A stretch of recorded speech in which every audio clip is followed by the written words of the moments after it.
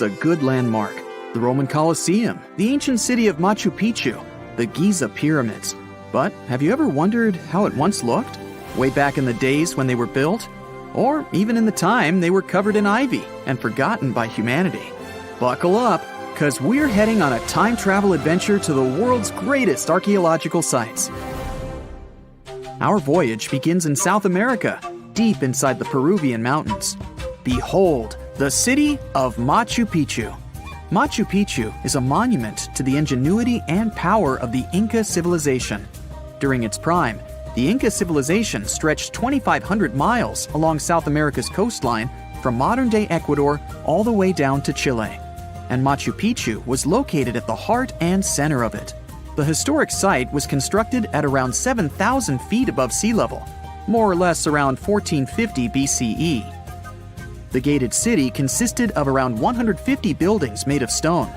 The Incas managed to build temples, houses, and even a complex aqueduct system to irrigate the entire town. And yes, they did all that without the help of wheels or any instrument made of iron. The housing model is somewhat similar to stone houses we see nowadays, with the difference that the Incas didn't use any cement to stick together the blocks of stone. Yet, they fit seamlessly on top of each other. Not only that, the Incas must have developed a rudimentary yet effective anti-earthquake technology, since, in the event of a quake, the rocks would shake without falling out of place. If Machu Picchu had been built today, it would have cost over $70 million to finish the entire thing. The purpose of the site is still a mystery to many historians. Theories suggest that it could have been built as a ceremonial site, a safety base for the Inca people, or even a retreat for royalty. What we know for a fact is that in the 16th century, 100 years after Machu Picchu was built, its population abandoned it, with tree roots taking over the majority of the site and keeping it hidden from humankind for over 4 centuries. It wasn't until the 20th century that the world was reintroduced to Machu Picchu when a Peruvian farmer led Yale University professor Hiram Bingham III to visit the site. Since then, Bingham and many other explorers dedicated their lives and research to studying the archaeological wonder of Machu Picchu. Now, for the next stop on our time-traveling vehicle, the city of Pompeii in Italy. Pompeii has crowded our collective imagination for many years. The eruption of the Mount Vesuvius volcano in 79 AD and the destruction of an entire city is hopefully not something that will happen again. But I bet you're wondering, what did Pompeii look like on its last day? It took 18 hours for Pompeii's streets, markets, houses, and forums to be buried under millions of tons of volcanic ash.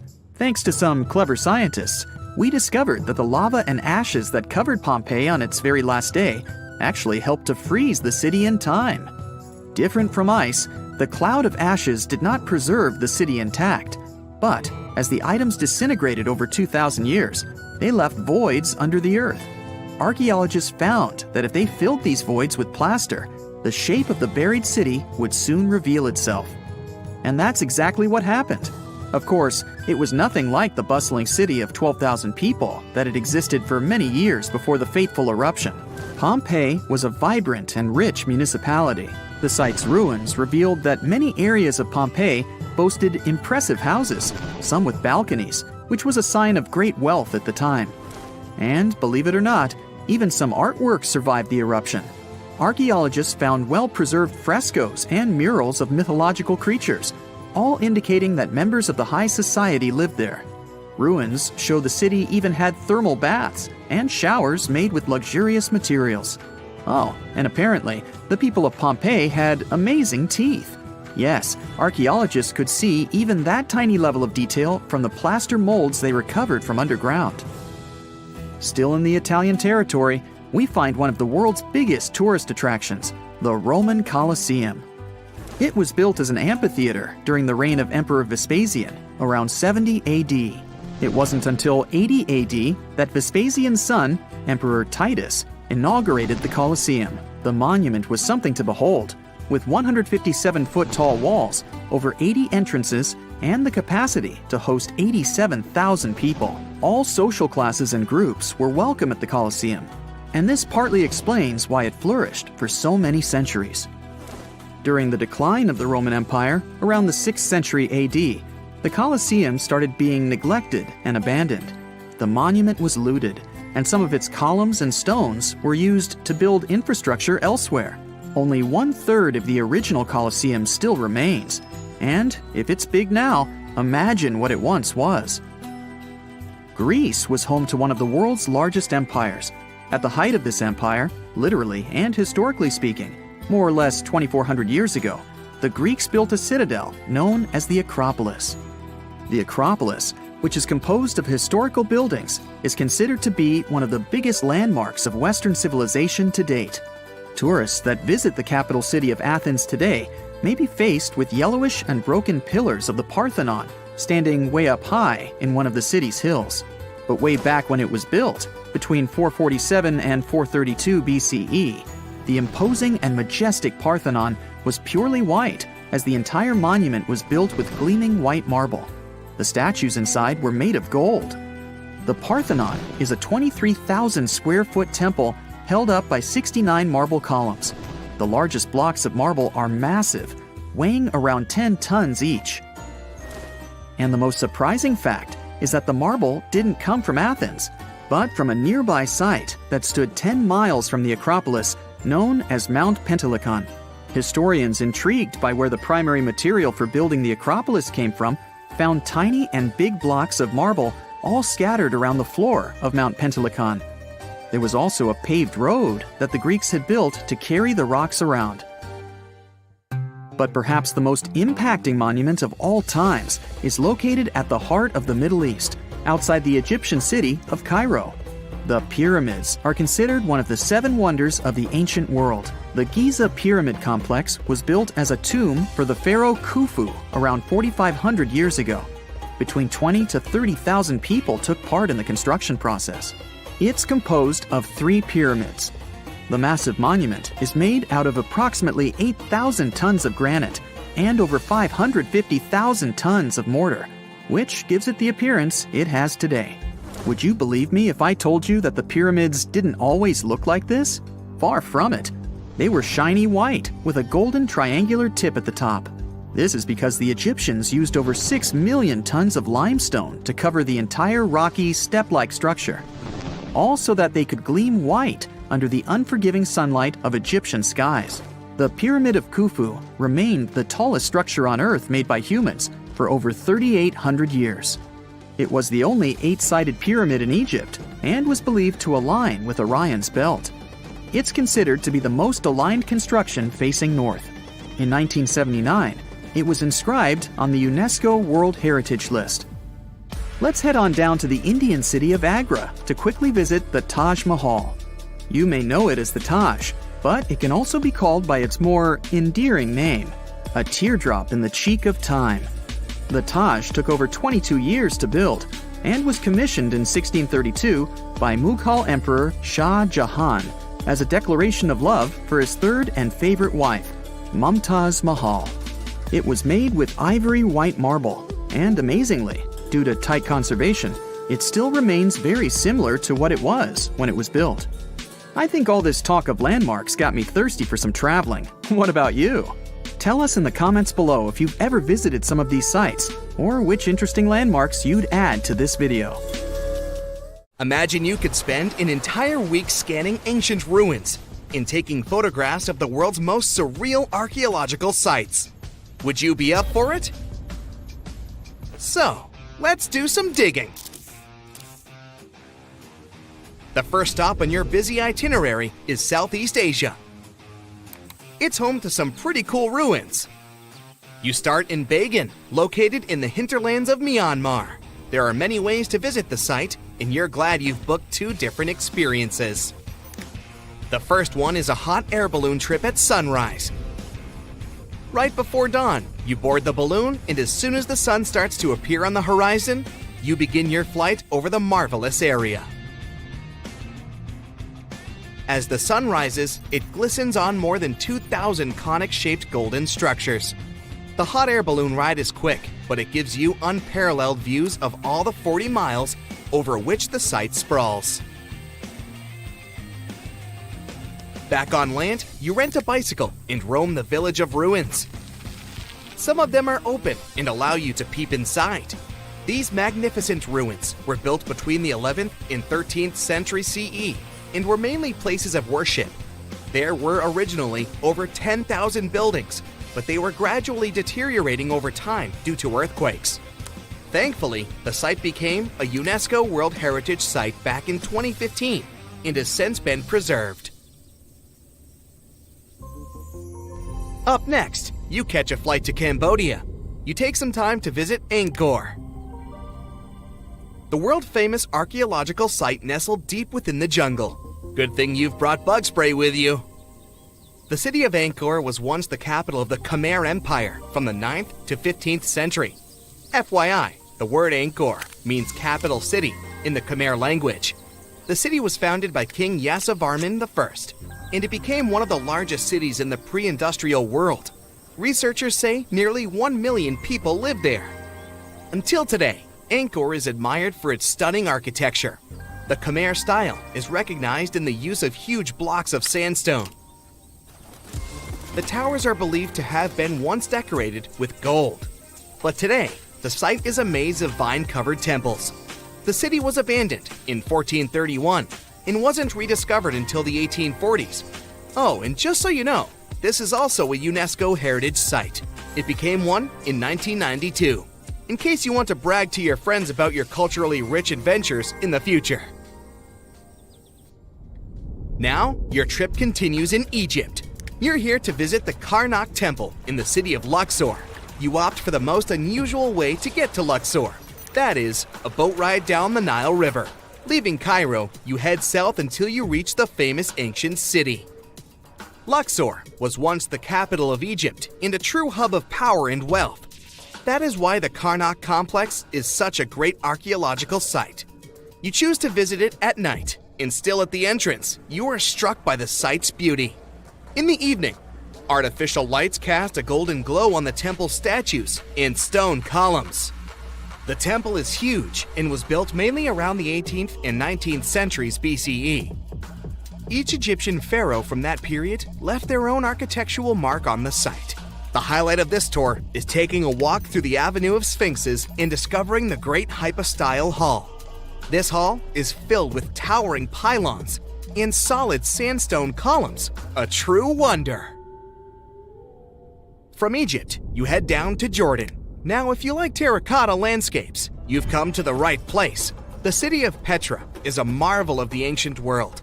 Located in Jordan's desert, the city was a commercial hub back in the 4th century BCE. The Nabateans, an Arab Bedouin tribe, lived in the so-called Rose City and thrived for many years, having accumulated a significant amount of wealth. The city was known for its innovative water management system, which made the region inhabitable. And yes, you'll catch a glimpse of its ruins on your tour. The rock-carved gate-like structure Petra is famous for what is called the Pharaoh's Treasury. It stands at the main entrance to the site and is said to have a treasure hidden beneath it. Don't forget to stand right beneath it and take one of those classic pictures for social media. Once Petra has been ticked off the list, you fly to southern Europe. More specifically, to the tip of the Italian boot. You have a day trip scheduled to visit the ruins of Pompeii. Pompeii can be reached by car from the city of Naples. It's home to the eerie yet well-preserved ruins of a city that was once engulfed by lava. When Mount Vesuvius erupted in 79 CE, it left the city of Pompeii completely buried under millions of tons of volcanic ash. The ancient city was first discovered by beneath the volcanic rock in the 16th century, but it was first cleared from debris in the 1870s. Today, you'll be able to walk down the streets of these ancient Roman ruins and imagine what the town looked like in its heyday. Pompeii was a vibrant and rich municipality.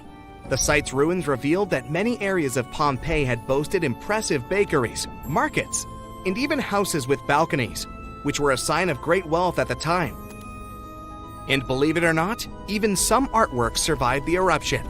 Archaeologists found well-preserved frescoes and murals with mythological creatures. All this indicates that members of the high society lived there. The city even had thermal baths and showers made from luxurious materials. While you're still in Europe, you'll hop over to visit the iconic Stonehenge. It's a perfect day trip if you stay in the city of London, just a short train journey away. Stonehenge dots the Salisbury Plain in Wiltshire, England, and is one of the world's most recognized ancient ruins. More than 5,000 years old, these curious stone rings are some of the oldest stone structures on the planet. Created out of sandstone, they are shrouded in misery. Who built them and why is still largely unknown. Popular theories claim that Stonehenge was used as a great solar calendar, built to help people keep track of days, weeks, and months. Talk about hard work to create a mere calendar, huh? In the final leg of your trip, we'll take you to explore the Southern Americas. In Guatemala, in Central America, you'll find ancient Mayan ruins. The lost city of Tikal is a city made of 3,000 buildings, the remains of the capital of the Mayan Empire. You can compare its importance to such cities as London or New York today. The North Acropolis is Tikal's most ancient complex of monuments. Built solely by human hands in 350 BCE, it served as the resting place of kings and chiefs. Back in the day, the step pyramid temples were painted a beautiful red. Mayans loved that color. Today, of course, you'll only see the limestone. You might wonder what made such a great city turn into ruins. Well, archaeologists have no clue about the cause of Tikal's decline. Until today, this question remains unanswered. Was it a drought? Disease? Maybe we'll never know. Are you in the mood for some Mayan ruins? Chichen Itza is an archaeological site with the best preserved pyramids on Earth. Located in Mexico's Yucatan state, this Mayan city is well over 1,500 years old. At its peak, it was home to 35,000 people. The site covers 1.9 square miles and has many ruins spread throughout it. The highlight is El Castilla, a tremendous step temple, rising 80 feet above the ground. Its most peculiar feature is that it has 91 steps on each of its 4 sides, including the upper platform, which makes for 365 steps, the same as the number of days in the solar year. Phew, what an intense trip. Time to head home now and soak it all in. See you next time. At some point in its long and very interesting history, our dear planet Earth was sort of snoozing, just doing its planetary thing, spinning around the sun. And then, bam, life starts getting fancy. Plants and animals start strutting their stuff, showing off their complexity. Fast forward a bit, about 65 million years ago to be exact, and a cosmic disaster strikes, or at least that's what we presume. An asteroid probably smashed into Earth, wiping out the dinosaurs and other big animals. We can't pinpoint specifics about the asteroid, but we do know that it was extremely large and it crashed into our precious planet, creating a dusty mess that settled everywhere. You can still find remnants of that dust layer in sedimentary rocks today. If you dig beneath it, you'll uncover a whole bunch of fossils. These prehistoric creatures were living it up before the asteroid crashed the party. Think of it as the planet going on a cleaning spree, leaving a bunch of empty spaces waiting to be filled. And guess who took the opportunity? Mammals! These furry little critters were the ones to rise to fame. But why is it that this disaster became such a great opportunity for mammals? It's pretty simple, actually. With no big bullies around, they grew, multiplied, and had a population expanse. All kinds of mammals joined to fill in the blanks. Primates, rodents, basically, the whole furry gang. We're talking about placental mammals, marsupials, and even egg-laying mammals, adding some serious variety to the mix. We like to think of primates as our closest relatives here on Earth. What's their story? Well, around 63 million years ago, just a couple of million years after the dinosaurs' final dance, the primates decided it was time for a family reunion. They split into 2 groups, the dry-nosed primates, who became the cool monkeys and apes we know today, and the wet-nosed primates, who went off to become lemurs and aye-ayes, hey-hays. The fun didn't stop there. About 58 million years ago, the dry-nosed primates began their own little mission. One special guest called the tarsier, arrived on the scene, featuring big eyes that were perfect for late-night shenanigans. This tarsier took a different path from its primate relatives, embracing its unique niche and evolving separately. To this day, the tarsier is the only primate that feeds exclusively on meat. These little guys have a taste for insects, small birds, rodents, and even lizards. But that's not all that makes them unique. Their eyes are twice the size of their brains. Also, their heads can do a full 180-degree spin, just like an owl. Because of their features, the tarsiers are the true kings and queens of the night. With their superpower of ultrasonic tracking, they can spot their prey instantly. Plus, their legs and feet are like springs ready to launch them into action. They've got this special ankle bone called the tarsus, which gives them those epic leaping skills. Hence the name, if you were wondering. But let's leave these little critters to rest and get back to our story, shall we? About 55 million years ago, the Earth cranked up the heat, literally. This sudden hot pod was a bit too much for many deep ocean dwellers and plants to handle, and they bid their farewells. But hey, every goodbye is an opportunity for something new, right? The oceanic mammals known as cetaceans, saw their chance and took it. They splashed into those empty niches, becoming the rulers of the sea. In this category of creatures, you can find the blue whale and the dolphin. A special primate guest made an appearance around 47 million years ago. Scientists now affectionately call the fossil of such a creature Ida. This little wonder caused quite a stir, initially hailed as the missing link in human evolution. But here's the hilarious part. It turned out Ida was not one of us dry-nosed primates, but a cheeky wet-nosed one. Moving forward to 40 million years ago. This is when another big event happened in the primate world. The New World monkeys, our distant cousins, decided to take a different path and branch off from our lineage of Old World monkeys.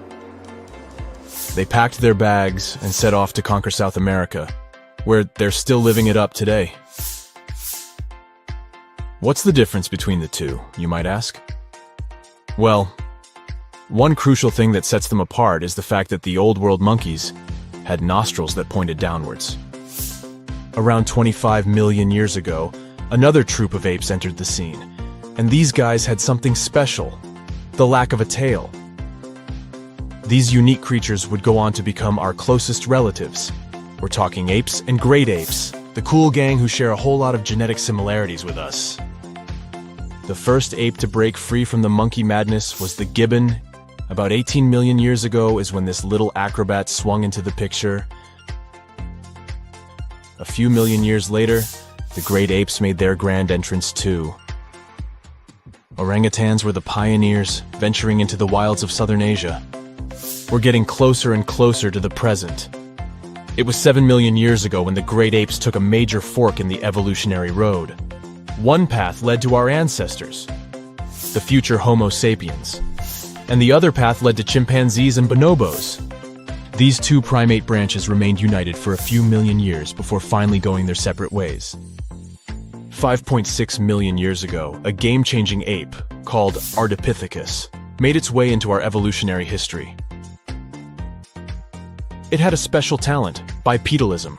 That's right, this was one of the first apes to walk on 2 feet, probably making its primate buddies raise an eyebrow or two. The real showstoppers, however, arrived around 4 million years ago, the Australopithecus crew. These were the earliest members of the Hominina hominina subtribe, our tribe. What made them so special?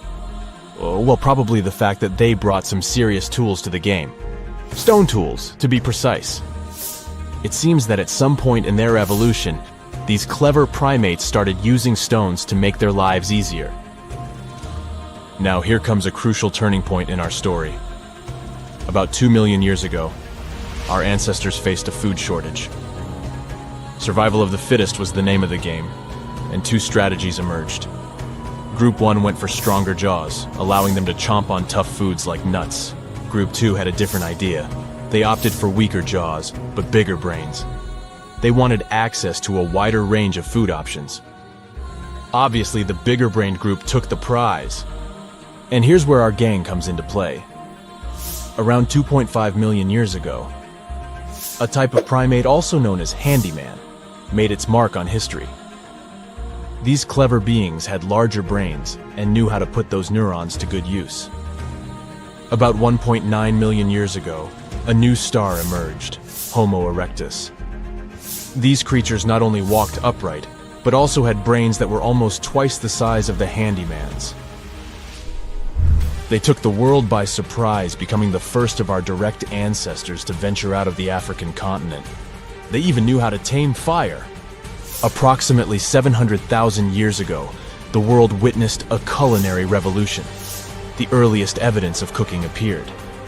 And around 500,000 years ago, our ancestors decided it was time to become a bit more fashionable, donning the first evidence of clothing. Our very own species came to be just 300,000 years ago. Told you we were late to the party. But the world was never the same after the appearance of Homo sapiens, the anatomically modern humans. Alongside our other relatives, we emerged, ready to conquer the world with our innovative minds and complex societies. The exact path of our evolution remains a bit of a mystery. But what we do know for sure is that Neanderthals joined the party around at some point too. As Homo sapiens flourished, so did our capacity for language. Modern speech is believed to have emerged almost hand in hand with our species. We started expressing ourselves, sharing stories, and shaping the world with our words. So, there you have it. It took 13.8 billion years of cosmic history for humans to make their entrance. Think about it. 99.998% of the time since the Big Bang, we weren't even around. Our species, Homo sapiens, is the toddler of the Earth's family, existing for just the tiniest fraction of the universe's timeline. Yet, in this blink of an eye, we've managed to unravel the entire story that led to our existence. The story won't end with us. It's an ongoing saga, still being written with every passing moment. Tartessos, a mysterious, highly developed society that once flourished and then, without any warning, suddenly disappeared.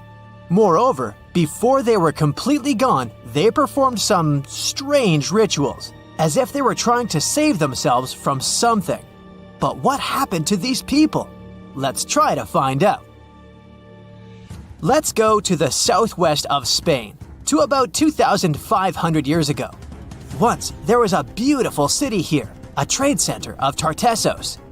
Imagine the temple in the middle of a deserted town. A breathtaking, monumental two-story building. There's a thick smell of frying meat in the air, and the smoke from its frying rises high into the sky, covering the patterns of the sanctuary.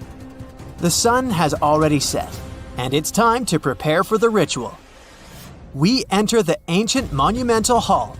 Inside, hundreds of people gather around a long wooden table lined with delicate ceramics and bronze bowls. They feast and drink. These people have much more fun than the animals outside the building. These animals are being prepared for the ritual. Horses, cows, pigs, donkeys, even dogs. All of them were brought here to appease the deities. And what happens after the ritual itself is even crazier. At the end of the ceremony, people take torches and set fire to the whole building. Everything turns to ashes and coals, and when the last embers fade away, they take shovels and begin to bury this place. It will take them at least several days to bury the former sanctuary under piles of earth. They work tirelessly. In some places, the thickness of the layers of mud and clay will reach almost 14 feet. And then, these people, the last known Tartessians, just leave this place and disappear from our world forever. But what just happened? Why did they even do all this? Let's start from the beginning. Tartessos was first mentioned in Greek and Roman texts thousands of years ago, but for a long time, we had no idea what it even was. All the descriptions were contradictory and confusing. Some archaeologists thought that Tartessos was a kind of seaport. Others thought that it was a river or a water reservoir. They even said this place could be connected with the mystical Atlantis. But there was nothing to back it up with, so the scientific community quickly rejected this idea. But today, we know the truth. Tartessos was an ancient civilization. It's been located on the Iberian Peninsula, one of the southernmost islands of Europe. It flourished in the 9th to 5th centuries BC, and then, around 2,500 years ago, suddenly disappeared. They were quite rich. The island had rich reserves of metal, so their economy was thriving. Silver, copper, lead, and other good things were mined in the local Sierra Morena Mountains. Almost all the locals were engaged in trade. For them, it was a common thing. Isn't that strange that there were so few records left about them? And not so many monuments of their culture have survived to this day. In total, throughout Spain, scientists were able to collect around 20 archaeological finds related to Tartessos. 3 of them were excavated in the Guadiana Valley: Canto Roano, Casas del Turrunuelo, and La Mata. Let's start with the first one. Canto Roano was discovered in 1978. This find was one of the most significant pieces of the puzzle. This is one of the most beautifully preserved structures of the Tartessian civilization. Not only the walls have survived to this day, but so did the altar, the moat, and even several artifacts. For example, some jewelry and wine glasses. It was a square building surrounded by a deep moat filled with water. And, to be honest, we still don't know its exact purpose. We only assume that it could be an ancient temple. Some rituals were carried out there. For instance, they would set fire to the temple and cover it with thick layers of sand and clay. They even left some expensive artifacts inside: tools, gold jewelry, and so on. Moving on to the next find. Casas del Turrunuelo is one of the best preserved buildings in the entire Western Mediterranean. We only discovered it a couple of years ago, back in 2015. And it hasn't been studied that well yet. But we already know that this place is also pretty weird. Casas del Turrunuelo was a very rich building. It wasn't just some kind of temporary camp. It was a place of monumental, impressive architecture.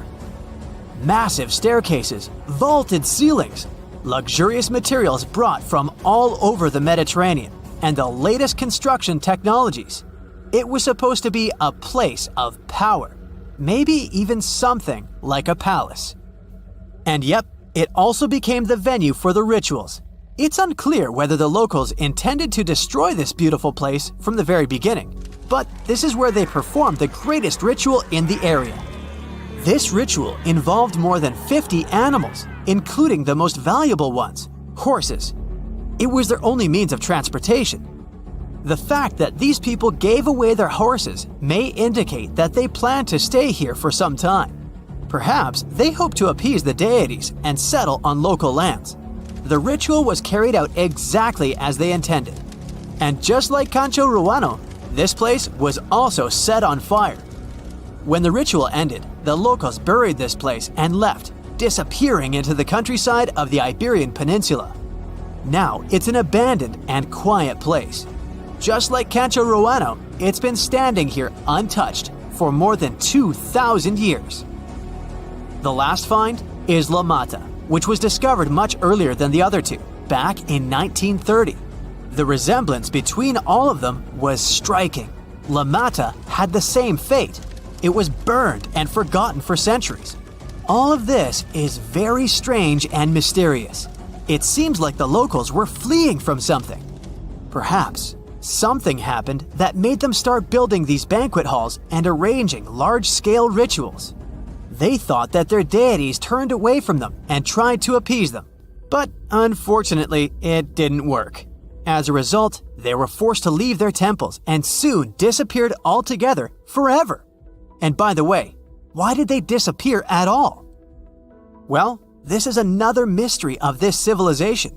One of the most important questions is, did they know that they were going to disappear? Or was it something unexpected? Did they suffer some kind of sudden catastrophe from which they were trying to escape? Or something else?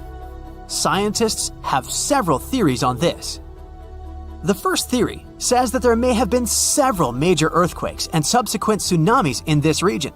These natural disasters destroyed local settlements and severely demoralized the survivors. Perhaps they were looking for salvation from this. Another theory is that there were some problems with trading. Since they were rich in metal and lived off their economy, any problems in it could lead to big troubles. If they had some kind of mining crisis, then relations between different nations could worsen greatly, and things could get pretty nasty. The truth probably lies somewhere in the middle. The most current theory says that around the 6th century BC, a large-scale tsunami hit the port. This greatly damaged the economy, which worsened the relationship between Tartessos and its neighbors. In any case, this seems to be speculation. This place is like a dream come true for archaeologists. It stores a huge amount of information and secrets that we have yet to unravel. The Tartessians had no idea that by burying their artifacts, they were making a real gift to the scientists of the future. And while scientists continue to study them, we can check out the stuff they have already discovered. History lovers can see Tartessian tools, horse figurines, and decorated ivory in the Archaeological Museum of Badajoz. Let's hope that in the future, scientists will learn more interesting things about this civilization, and we'll finally find out what happened to them. If you've ever wondered what it feels like to walk on diamonds, head straight to the town of Nördlingen in Germany. It seems like a typical fairy tale village with cute houses and red roofs, but its walls and streets are actually studded with over 72,000 diamonds. You'll need a microscope to see them, but they're definitely there. When the first people came to live here, somewhere around the 9th century CE, they were positive they were settling down in a volcanic crater. They didn't know the stone they were using for construction was embedded with millions of tiny diamonds, and the origins of the crater were out of this world. An asteroid slightly larger than half a mile in diameter hit our planet around 14.5 million years ago in what is now Bavaria and left a crater 16 miles wide. The bedrock was under such intense heat and pressure that the bubbles of carbon inside transformed into tiny diamonds at a concentration like nowhere else in the world. The locals didn't pay attention to their houses, built of what was left of that asteroid impact, shimmering on sunrise. Then, in the 1960s, 2 geologists arrived from the USA, studied the landscape from a distance, and noticed it didn't look exactly like a volcanic crater. After further research, they realized their theory that the crater was shaped from above and not from below proved right. They even had to change school books after the discovery, not to mislead the students. Once the word of the crater had spread, NASA got interested in it and sent their Apollo 14 and Apollo 16 astronauts to visit it to learn about what kind of rocks they'd find in space and which of them were worth bringing home. A moon rock that arrived with one of the missions is now on display at the local museum, and astronauts still visit the place. The locals, though, are so used to living among diamonds, they don't even find it special. The Australian town of Coober Pedy is known as the opal capital of the world and exists completely underground. The town even has the first 4-star underground hotel in the world. The reason people settled in this area was to work at an opal mine. Back in the day, the miners could hardly survive under the burning desert sun, so someone decided to put a tent directly into the mine. Then it turned into a home. Now, Coober Pedy has around 2,500 residents from different countries, about 30 shops, an opal gallery, museums, a bar, and other buildings, and is a popular tourist attraction. The town of Monowi, Nebraska in the USA has a mayor, a clerk, a treasurer, a librarian, a tavern keeper, and a bartender. Yet, the population is officially just 1. Elsie Eiler has been doing all those jobs, paying taxes to herself, and voting herself for mayor since 2004. Back in the 1930s, Manawi had a population of 150 people, grocery shops, and restaurants. When farming conditions got worse, people started leaving family by family until it went down to one person. If you feel like saving some money on house construction, look up some property in the Spanish town of Centenil de las Bodegas. 3,000 residents live under and into the sides of the Cadiz Mountains and use them as natural walls and ceilings. The first settlers moved in here back in prehistoric times. The rocks keep the houses cool in the summer and warm in the winter.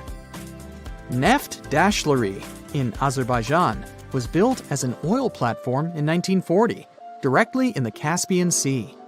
Once they discovered rich oil deposits, it started growing and is now made up of a network of platforms with around 5,000 people working and living here.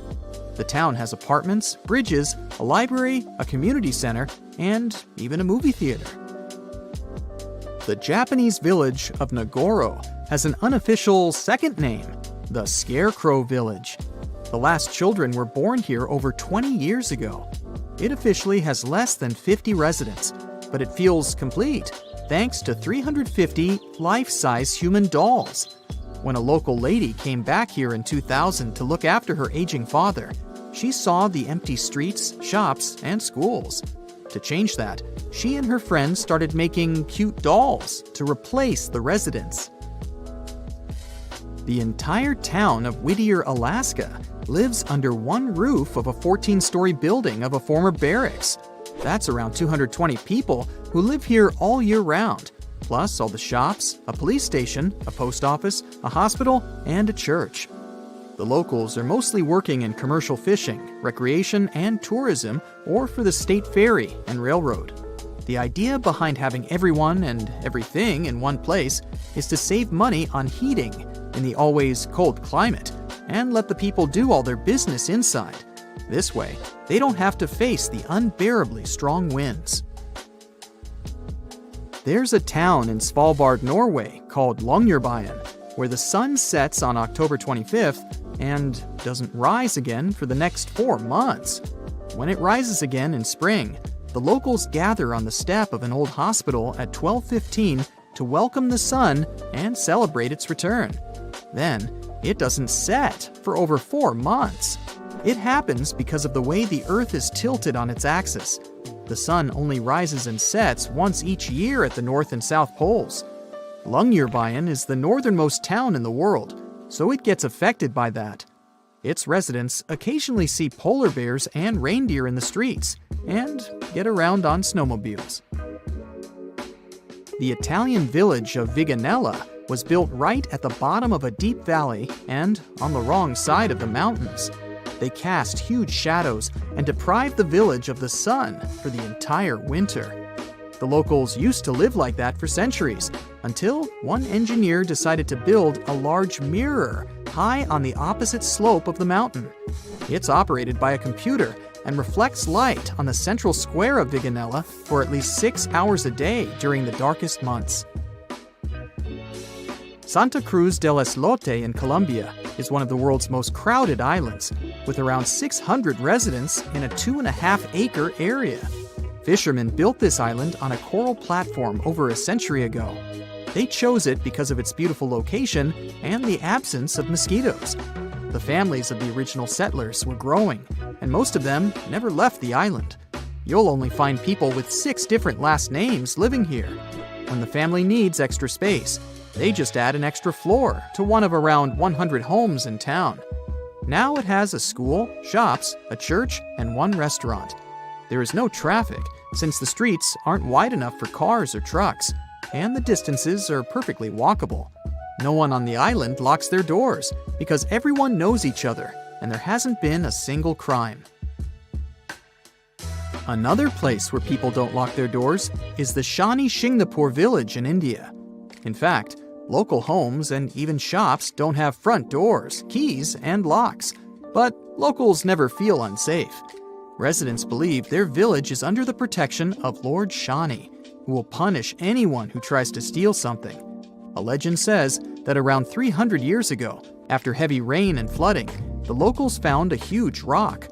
The same night, Lord Shani appeared in the dreams of the village head and promised to protect the village if they kept the rock and the village unsheltered. The deity would live on the rock and oversee the village. Once the first bank opened in the village, they added a glass entrance and a barely visible electromagnetic lock with a remote control to respect the tradition. If you're looking for the most relaxed place in the world, check out the Villages in Florida.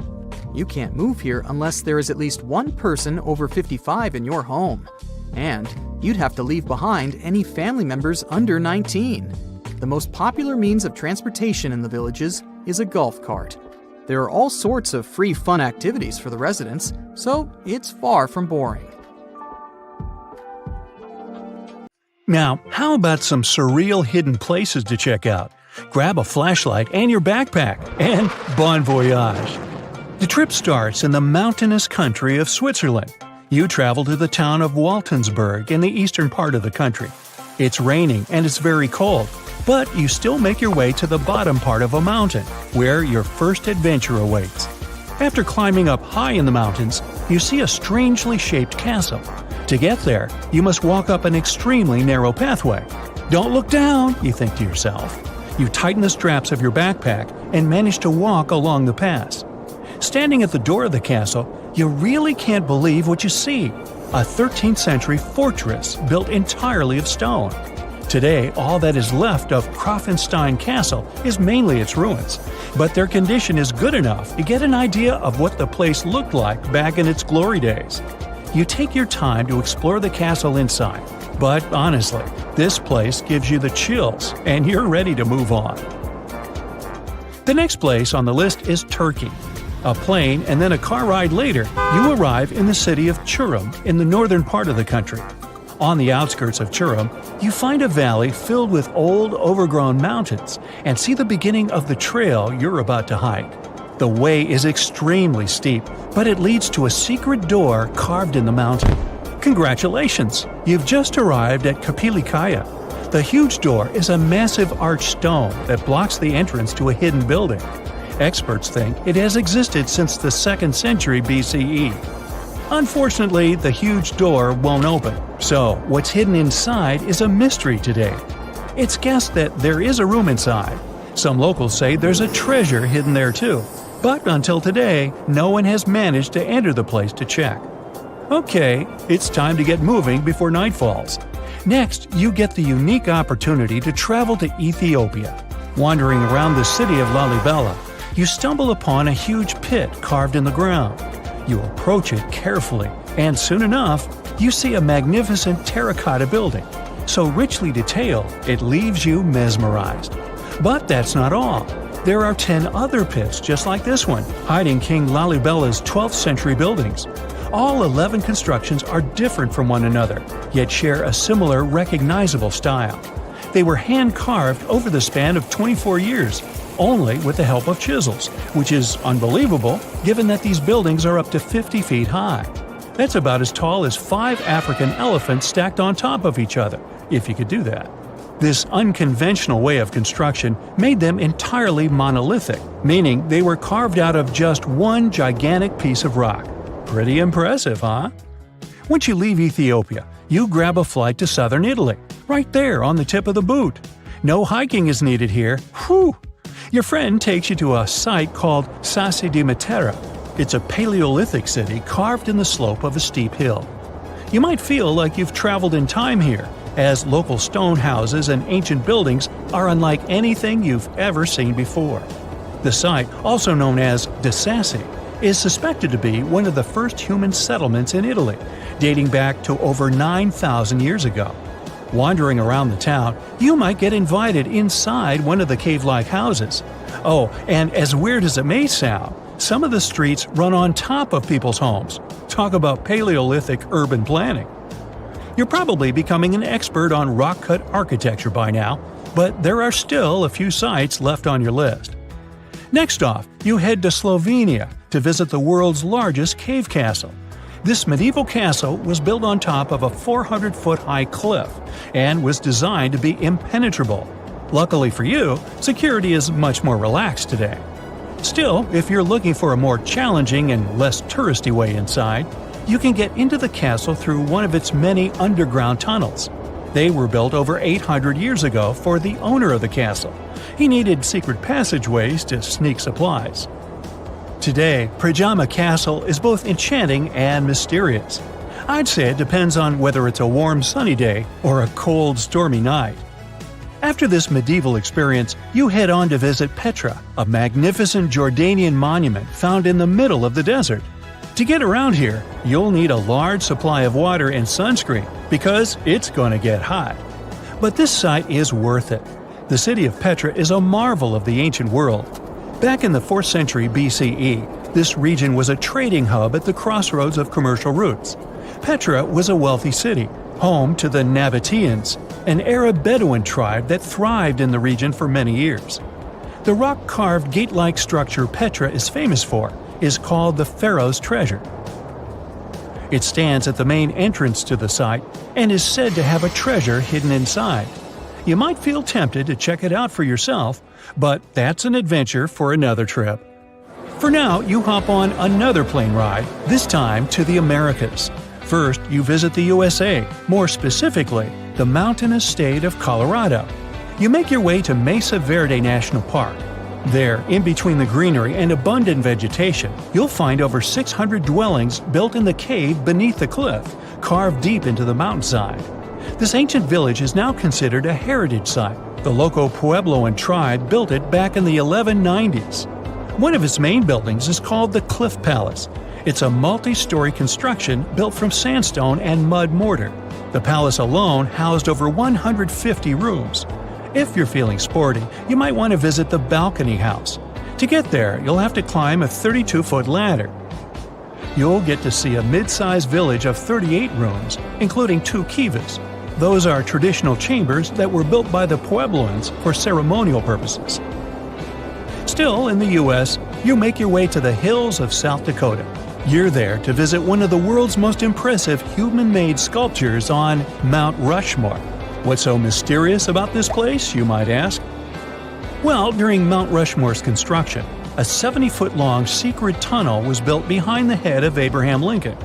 The tunnel was supposed to hold all the documents and artifacts important to the United States history. After the designers thought it through, they decided it was better to hide them in a safe box in the floor of the tunnel. The box holds the history of how Mount Rushmore came to be carved, as well as a brief history of the U.S. and the 4 presidents depicted on the mountain. Amazing, right? Now, you're headed down to Machu Picchu, a South American site hidden between the Peruvian mountains. Machu Picchu itself is already a mystery. Researchers still don't know why or even how the ancient Incan civilization managed to engineer the stone-built citadel all the way back in 1450 CE. To get there, you must endure a 3-day hike, reaching the impressive altitude of 8,000 feet above sea level. Or you can get a train, but that's no fun, right? You're here to check on a relatively new discovery. Back in 2010, French engineer David Crespi was taking measurements of the Inca ruins when he noticed a door he had never seen before. It was sealed off by stones. He went back to the site a few months later with an electromagnetic scanner. The scanner, which could detect objects behind walls, showed there were copious quantities of metals behind that sealed door. The researcher contacted the Peruvian authorities requesting to remove the rocks, but they didn't authorize it. As of today, the door is still locked. Whew, this trip was long, wasn't it? Make sure to get some rest, Indiana Jones. Can you tell me what date it is today? Piece of cake. You just look at your smartphone and voila, you immediately know the day, month, and year. But was it always this easy to tell the date? Did the ancient people even have the concept of a year that lasts 365 days? Yes and no. Mayan calendars had cycles. That's close to what we call a year. But the Mayan cycle was much longer, 819 days. And this is where the mystery begins. 819 days compared to what? When does this calendar begin, and when does it end? Scientists were asking themselves this question for decades. They discovered and deciphered the Mayan calendar during the 1940s. Recently, 2 American scientists, John Linden and Victoria Bricker, came forward with a solution. So, what did they do differently from their predecessors? The duo deciphered the code by broadening their thinking. They expanded the calendar from 819 days to full 45 years. That's 20 times longer than the original cycle. And a pattern started to emerge. This was a major breakthrough because the Maya told time in a complicated way. You can forget about the easy-to-read Arabic numerals we have today. These ancient people used glyphs. These are tiny images that represent characters, something like the icons on your desktop or universal symbols. When you see a little dot with 3 curved lines above it, you know there is a Wi-Fi network available. The Mayan calendar used glyphs that represented animals or natural phenomena. For example, there were symbols for a jaguar and an eagle. Each glyph marked one day. Each cycle is repeated 4 times, 8 and 19 x 4. Let's call these 4 cycles blocks. The Mayas colored each block differently. Scientists thought these colors corresponded to the 4 cardinal directions. Red was east, white, north. West was black, and finally, yellow marked south. But then the 1980s came. Yeah, this was a weird decade. The calculations were all wrong. Researchers determined that the colors were associated with the position of the sun in the sky. It turned out that the color yellow represented the highest point of the sun, which is called a zenith. White was the lowest point, called the nadir. It seems that the calendar showed just how good the ancient Mayas were at astronomy. This is most evident at Chichen Itza. This principal Mayan city is located on the Yucatan Peninsula, Mexico. There stands an impressive step pyramid. It is dedicated to the feathered serpent deity, and its alignment is perfect. Something marvelous happens here twice a year, during the equinoxes, March and September. These are the times when the sun shines directly over the equator. On these 2 dates, the day and night last the same. At the site of the pyramid, sunlight first illuminates the sculpture of the serpent head at the base of the structure. Then it makes its way up the 91 steps. This creates the illusion that a snake is slithering down the pyramid. Even today, people gather to witness the sight. And it must have been more impressive when the Mayas completed the structure 1050-1300 CE. Do you know what a synodic period is? Neither do I. But Mayan astronomers did. A synodic period is the time that passes before a stellar body does a full lap. For example, this is the period between 2 full moons. When you look from Earth, this period lasts roughly 30 days. And the Mayas were looking at the skies non-stop. They carefully noted the synodic periods of all planets. From Venus to Saturn, these ancient astronomers kept records of nearly all celestial bodies. But what does this have to do with their calendar? The American researchers' calculations revealed the link. Let's take the planet closest to the sun as an example, Mercury. Its synodic period is 117 days. Multiply that by 7 and you get which number? Exactly 8 to 19, 117 x 7 equals 819. Coincidence? Definitely not. Because synodic periods of other planets also neatly match the magical figure 819. But this is not visible from a single Mayan cycle. Scientists had to expand it several times to discover the pattern. There is a reason why no one could decipher the code for so long. They were focused on a single planet. The trick was to add the Mayan calculation for all the planets. Researchers just needed to see the bigger picture. This brings us to the year 2012. Can you remember that some people thought that the world would end on December 21st? That turned out to be a bust. We are alive and well now. But what started this false rumor? The Mayan calendar, of course. You see, these ancient people based their calendar on long periods of all the planets. That included a lot of complicated math and a lot of multiplying.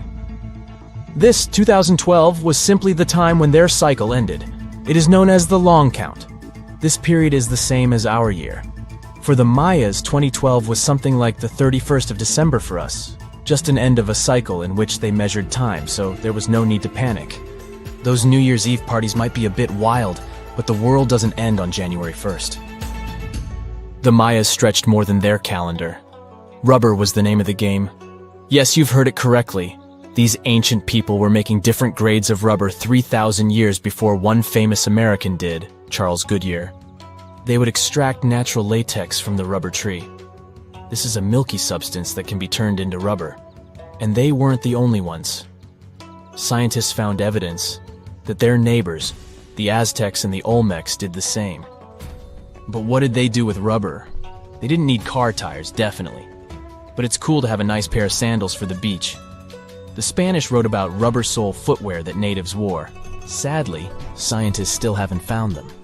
That would be a big step for archaeology.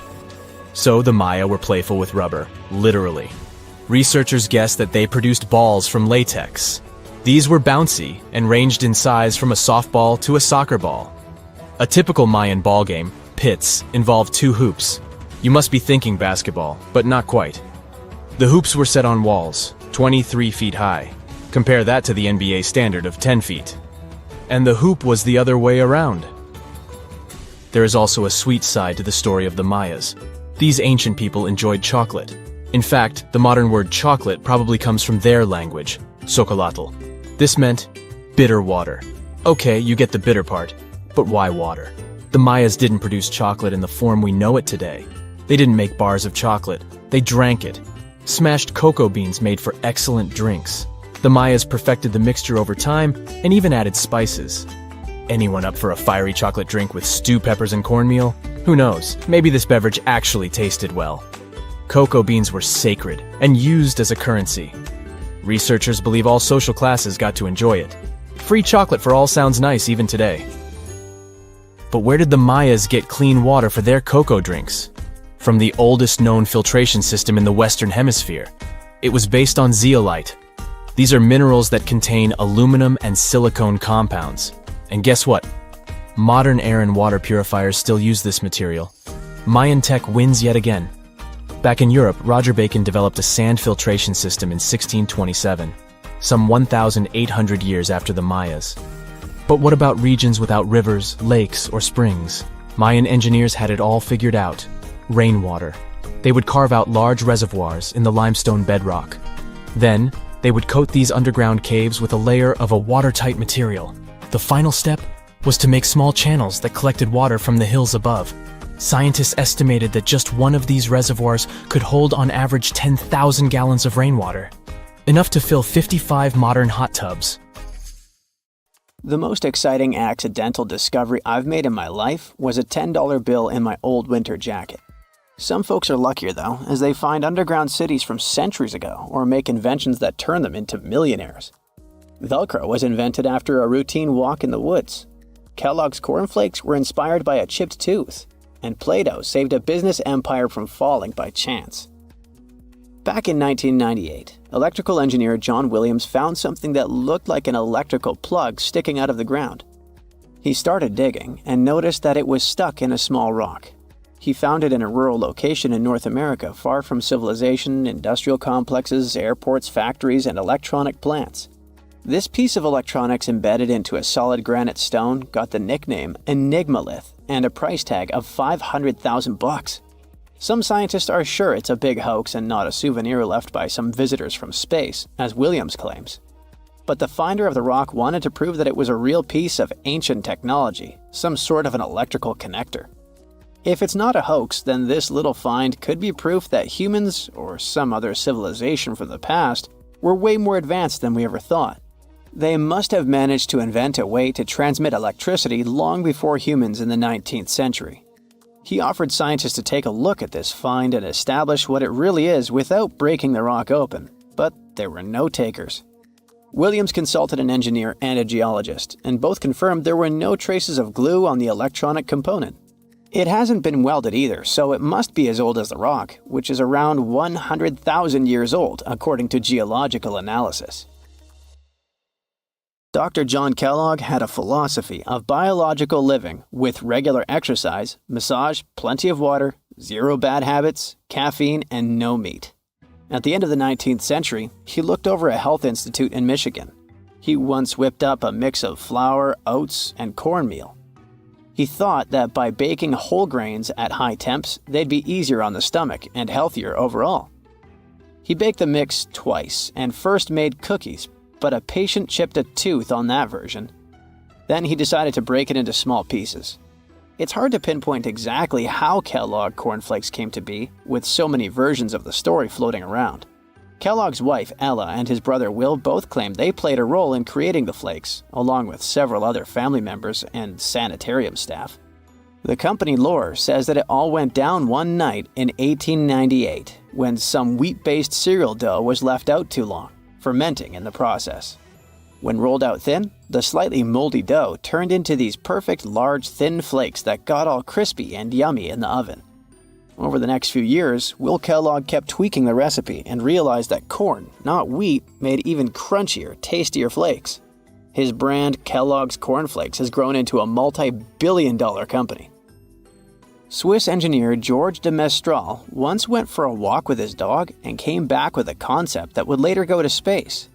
Once they got back from the woods, de Mestral noticed that his pants and his dog's fur were covered in the tiny barbs of the cocklebur plant.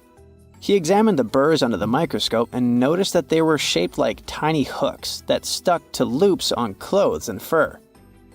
He decided to recreate that natural tech to design an extra strong fastener, one with many practical uses. He was testing different materials for his invention for so many years and finally settled on nylon. He also needed to design a special type of loom that could weave the fibers in the right size, shape, and density. It took de Mestral a total of 14 years until he introduced the world to Velcro, which means velvet and hook in French. De Mestral was hoping his invention would replace the zipper on clothes, but the fashion world found Velcro cheap-looking and unattractive. But NASA didn't think so, and used Velcro for astronaut spacesuits and helmets in the 1960s. Now, Velcro is used everywhere, from footwear to toys to airline seat cushions. Before the middle of the 20th century, most homes were heated with coal. It left soot throughout the house, which was especially visible on wallpapers. Kutal Products was the largest company that sold wallpaper cleaner, but in the 50s, more and more people switched to gas, oil, and electricity, and the sooty buildup problem was mostly solved. The owner of Kutal Products was trying to save his business. Meanwhile, his sister-in-law read that wallpaper cleaner could be used to make holiday decorations. She worked as a nursery school teacher, and modeling clay was pretty hard for her students to handle, so she decided to test this material for molding into different shapes, and it works out just fine. She told her relatives about the discovery and suggested a name for it: Play-Doh. The Kutal company was about to go bankrupt, so it was a great alternative for a new business. Soon enough, Macy's and Marshall Field got interested in the new toy and started selling it. Play-Doh was originally only in one color, white, but soon expanded to red, blue, and yellow. They also made several changes to the original recipe, but the mixture is still mostly the same as when it was used to clean wallpapers. An urban legend says that if you take all the Play-Doh compound ever made and put it through their Fun Factory playset, you'll get a snake that will wrap around the planet 300 times. A man in Turkey was renovating his home when he knocked down a wall in his basement with a sledgehammer. He found a tunnel behind the wall that led to an ancient underground city.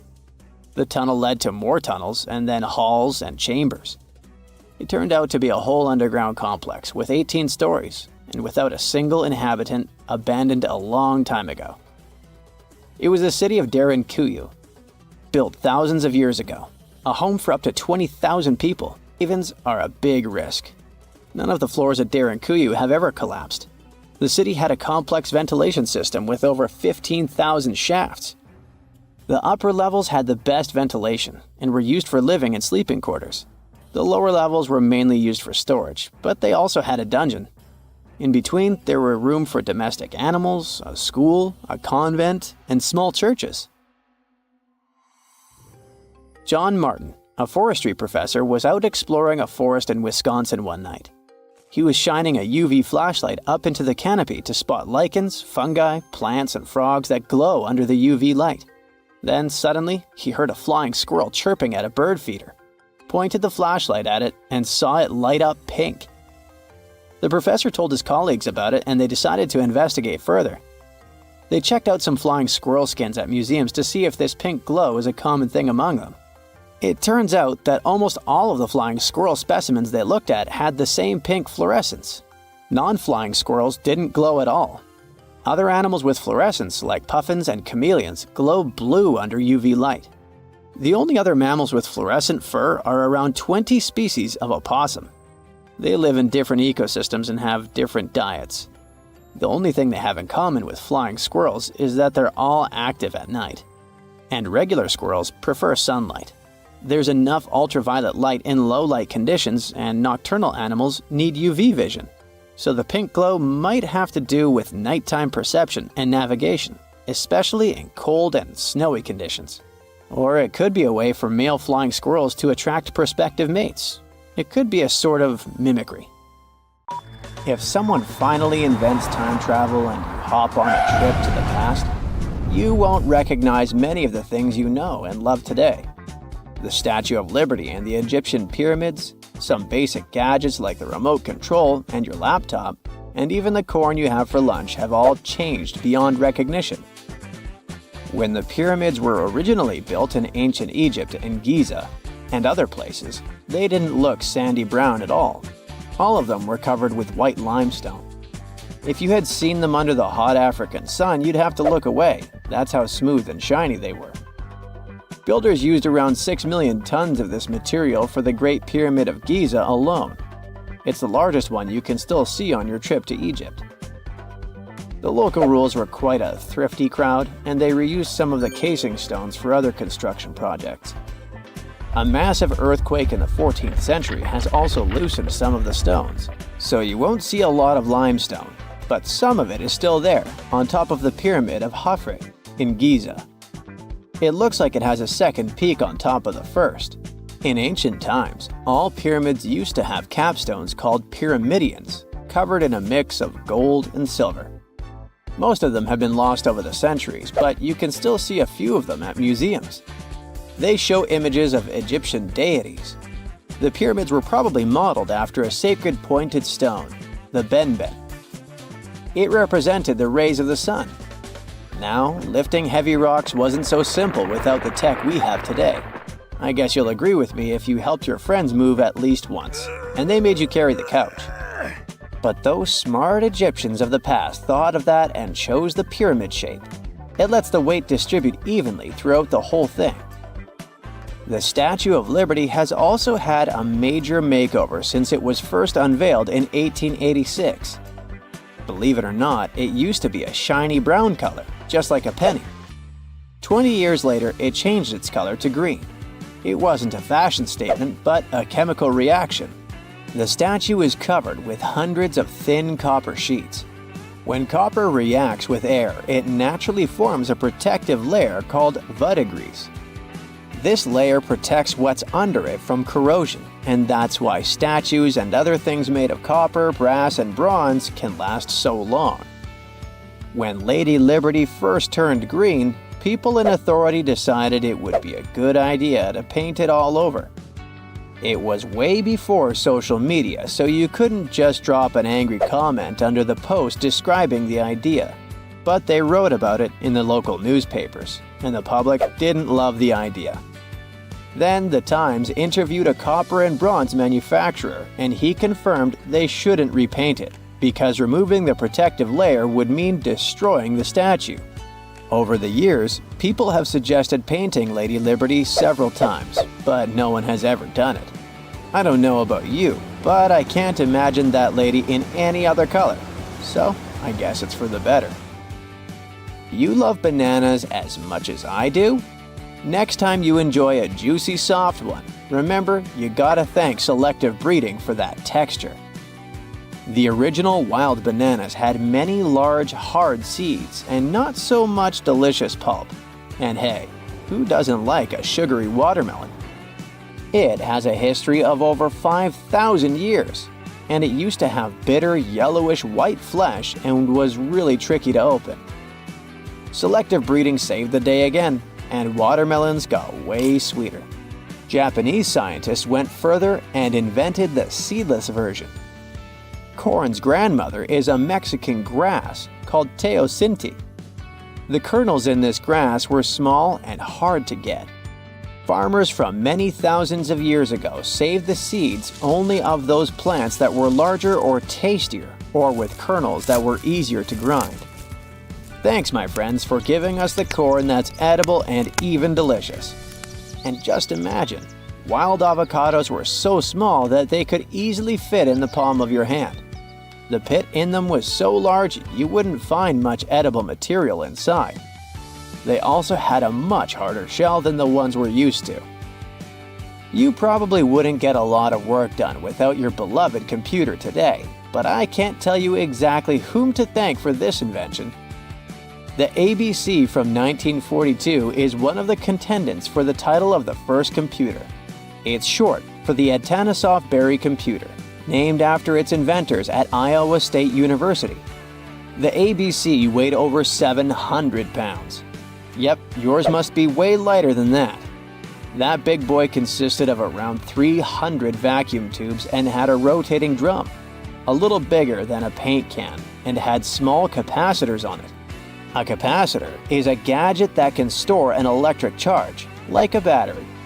The ABC could solve problems with up to 29 different variables to help scientists save some time. Like modern computers, it used binary digits, ones and zeros, to represent all numbers and data. Because of that, it was possible to do the calculations electronically. And now, my favorite part, the ABC finished one operation about every 15 seconds. Just for you to compare, it's millions of operations per second now. Unlike the tech we use today, the ABC did not have a changeable stored program, so the program could only do a single task at a time. An operator had to write down the intermediate answer and then dial that back into the computer. Sounds like another reason to be happy we live in the 21st century. That remote control you use for all sorts of appliances has gone a long way too. Nikola Tesla, who gave us alternating current, designed one of the first wireless remote controls back in 1898. He named his invention teleautomation and demonstrated it on a miniature boat controlled by radio waves.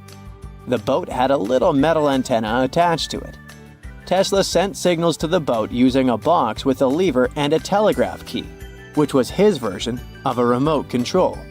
Those signals set electrical contacts on the boat into motion and moved the rudder and the propeller, and Tesla was controlling the boat. The concept of the remote control soon spread to other gadgets. The first television remote control followed in 1950. It was designed by the Zenith Radio Corporation called LazyBone. Don't take it personally, please. This LazyBone had a massive cable that was attached to the TV set, and those who tried it didn't fall in love with the invention because they tripped over that cord. I feel your pain, my friends. If you live or work on one of the top floors, you gotta love this one. Meet the first passenger elevator. It traveled at the speed of 40 feet per minute. Not the fastest, I know, compared to today's record, which is 40 feet per second. But hey, it was built back in 1857 in New York and was more of a tourist attraction than a necessity. The elevator had a steam engine hidden in the basement of a 5-story building. 3 years later, they shut it down because the public didn't appreciate it. Otis Tufts filed the first patent for a vertical railway around the same time. His invention included an actual car with a bench inside for people to sit on. Sounds like a great spot to hang out with friends to me. What do you say? Then they started adding elevators to luxurious hotels around the world. They were entire rooms with a rich design, upholstered seats and mirrors on the walls, and sometimes even a small chandelier. There was an obligatory operator who'd close the door and the car would start its super slow ascent. It was still more about style than about speed, so I guess I'd choose the stairs. A comfortable abode with a gorgeous view of the Mediterranean Sea will serve as a perfect rain shelter. Well, this is what a real estate advertisement might have looked like for Neanderthals 100,000 years ago. Welcome to the weird and wonderful caves you could live in, or not. Of course, back then, neither real estate and advertising had been invented yet. Never mind the fact that Neanderthals couldn't build houses and often lived in caves.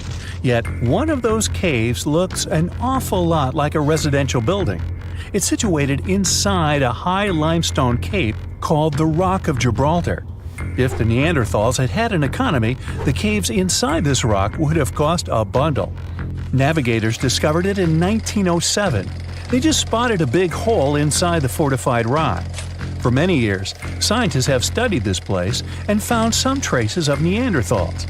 They discovered ancient tools in the cave and bones of old animals. But the coolest thing was, they found 4 caves inside the rock. It was like a residential complex. Neanderthals lived alongside neighbors and helped each other hunt and fish. They created feather decorations and painted abstract drawings on the walls. Imagine our ancient predecessors hanging out in these caves 100,000 years ago. And now, scientists hang out there and study the primeval past of Neanderthals in detail. At the end of 2021, archaeologists uncovered a gap inside one of the caves leading to an unknown tunnel.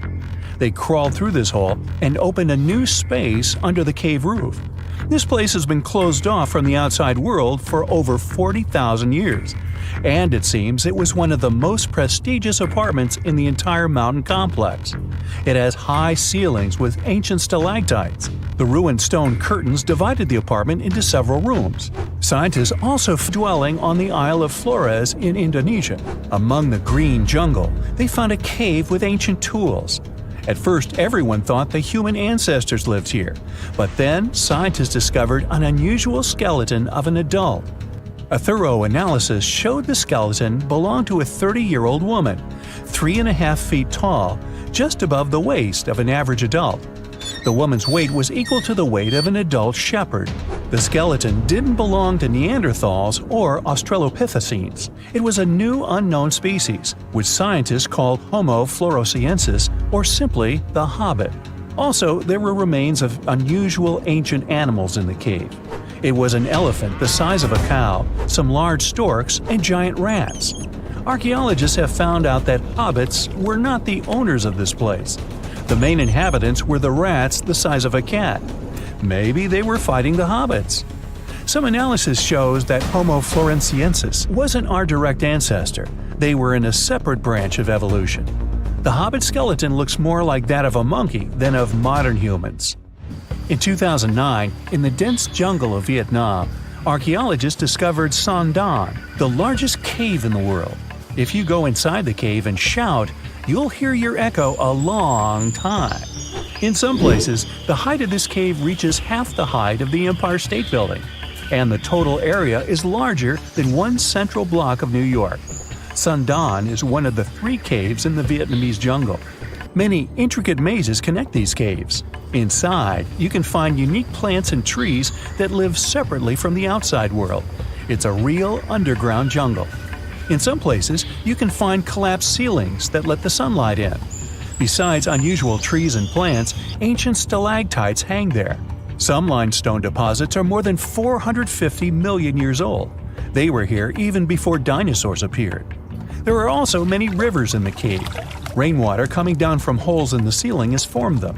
Fast streams resemble slides in a water park. They lead to unknown underground labyrinths. Scientists have studied only a small part of all these caves. The next unusual cave is in New Zealand. Hundreds of thousands of fireflies live inside. Each of them glows with a blue light. Together, they light up the cave. It may seem to you that you're on another planet, but you can't stay there for a long time. Special air measuring devices are everywhere. Scientists monitor the level of carbon dioxide necessary for the normal existence of fireflies. These insects are sensitive to the environment. If there are many people in the cave, or they stay there too long, the park staff will ask them to leave the place. It's like you're literally stealing oxygen from the fireflies. We've seen some pretty amazing caves so far, but how about a scary one? We're going to the desert of Yemen's Al-Mara province. What we're looking for is not a cave, it's just a black hole in the ground, right in the middle of the desert. It's big, the size of a basketball court. It's not its size that could scare you, but what's inside. Scientists are still not sure what it is. From the depths of this black abyss, a disgusting smell of rotten eggs constantly comes out, and sometimes you can hear some strange, frightening sounds. The blackness of the giant hole in Yemen absorbs all the sun's rays, so you won't see what's there even with a powerful flashlight. People flew over this place by helicopter. They filmed using drones and the most powerful lenses, but they didn't catch anything except darkness. It looks like a big ink spot in the middle of golden sand. The locals are afraid to approach this place. They believe the cave leads to another dimension where evil creatures live. At the moment, the giant hole in Yemen is one of the most poorly studied and mysterious phenomenon of nature. How did it appear? How old is it? Where does it lead? Scientists are trying to find the answers to these questions. There are theories that the hole appeared because of construction work. Geologists drilled the soil nearby in search of minerals. It could have caused fluctuations in the Earth's crust and collapsed the surface. But no one can prove this theory, yet. And now, imagine a place where sunlight has not penetrated for more than 5 million years. There's little oxygen, and it's cold and damp.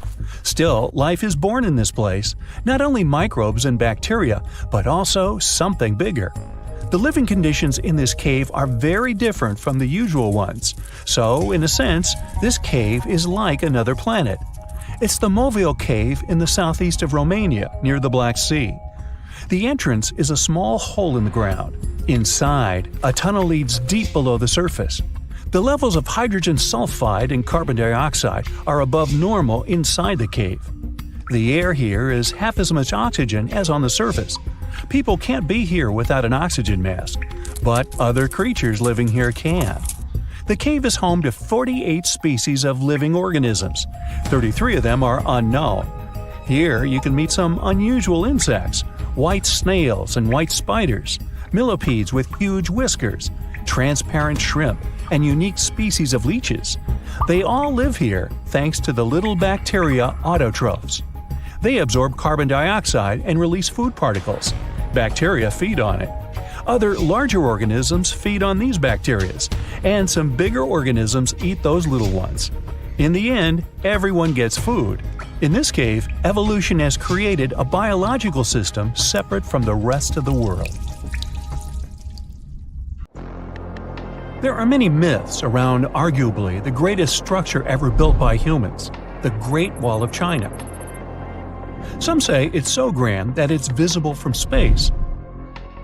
Others claim that you can see it from as far as the moon.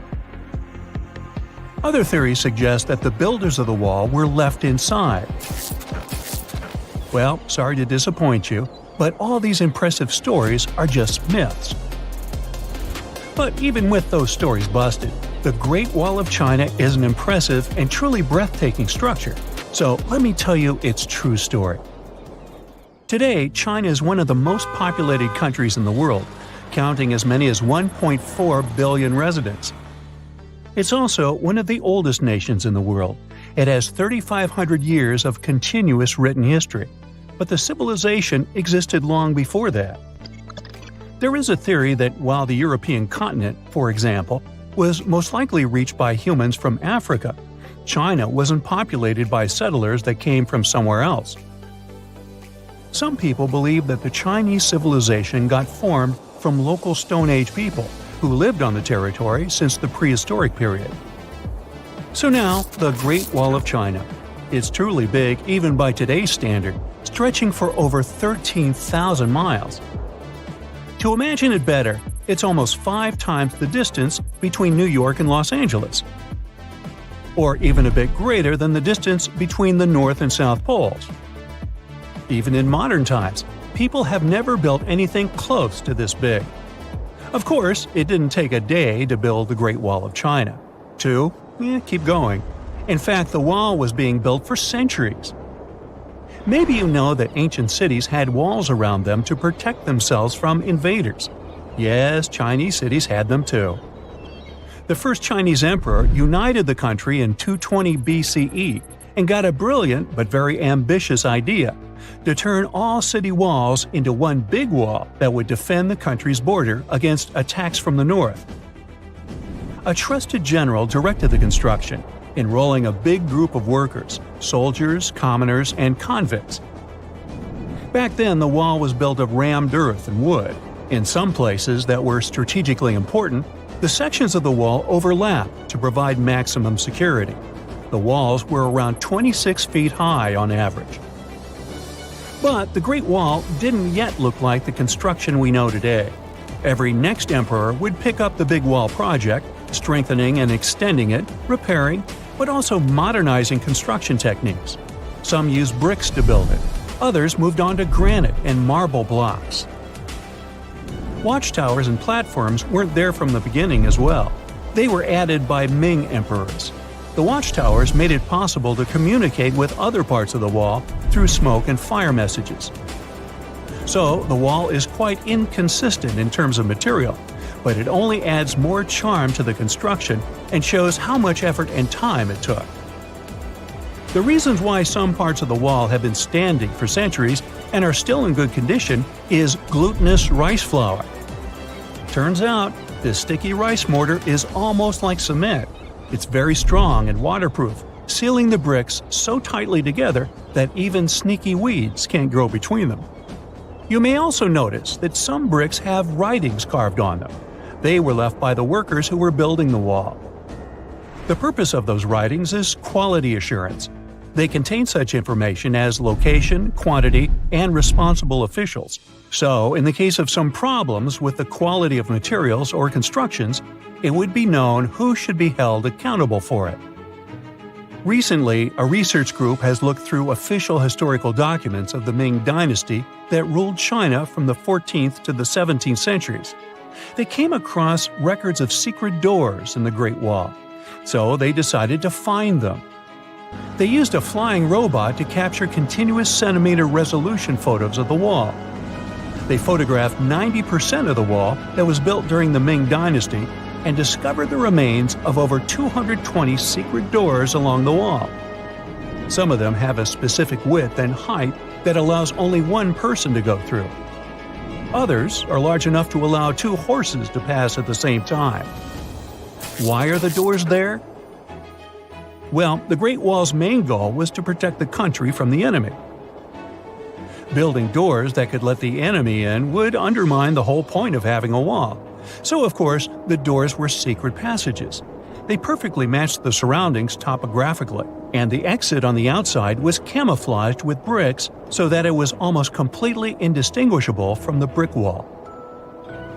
The wall was never just a defensive wall, and it was never completely closed. It could be opened on demand. It was also a structure used for trade and commerce, communication between inside and outside the wall, and of course, for defense and spying.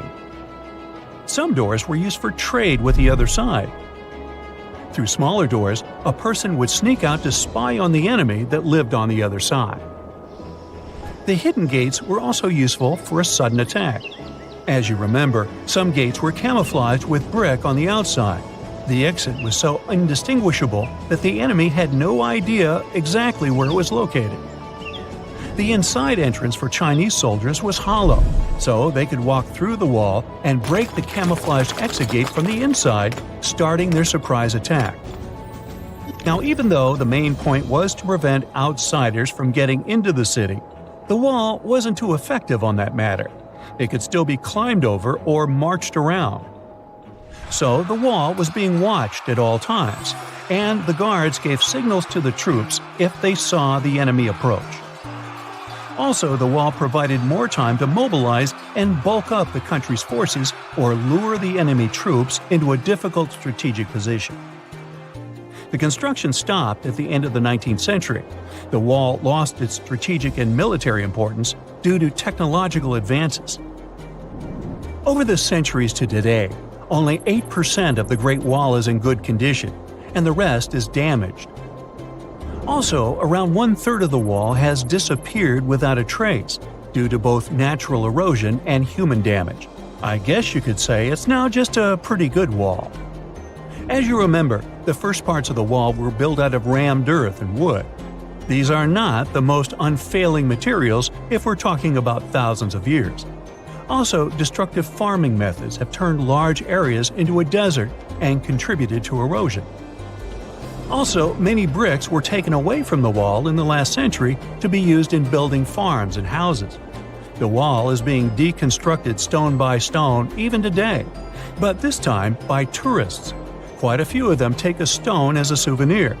That's a total of a lot of stones, considering that over 10 million tourists visit the Great Wall every year. Since 1987, the wall has been a UNESCO World Heritage Site, highlighting that it has an outstanding importance to humanity. The wall is one of China's 56 World Heritage Sites, second place among countries with landmarks protected by UNESCO. Who's first, you ask? Well, the top spot, with 58 World Heritage Sites, belongs to Italy. And do you know that the wall isn't only a famous tourist attraction, but also the location of the Great Wall Marathon? It's a marathon that was established in 1999 and is one of the most challenging ones in the world. You guessed right, people run along the wall, including all the steps. There are 3 distances, so that participants can run a full marathon that is 26 miles, a half marathon that's 13 miles, or just have a fun run of 5 miles. In November 1922, a boy walked through the desert mountains of Egypt and discovered some ancient steps carved into the rock.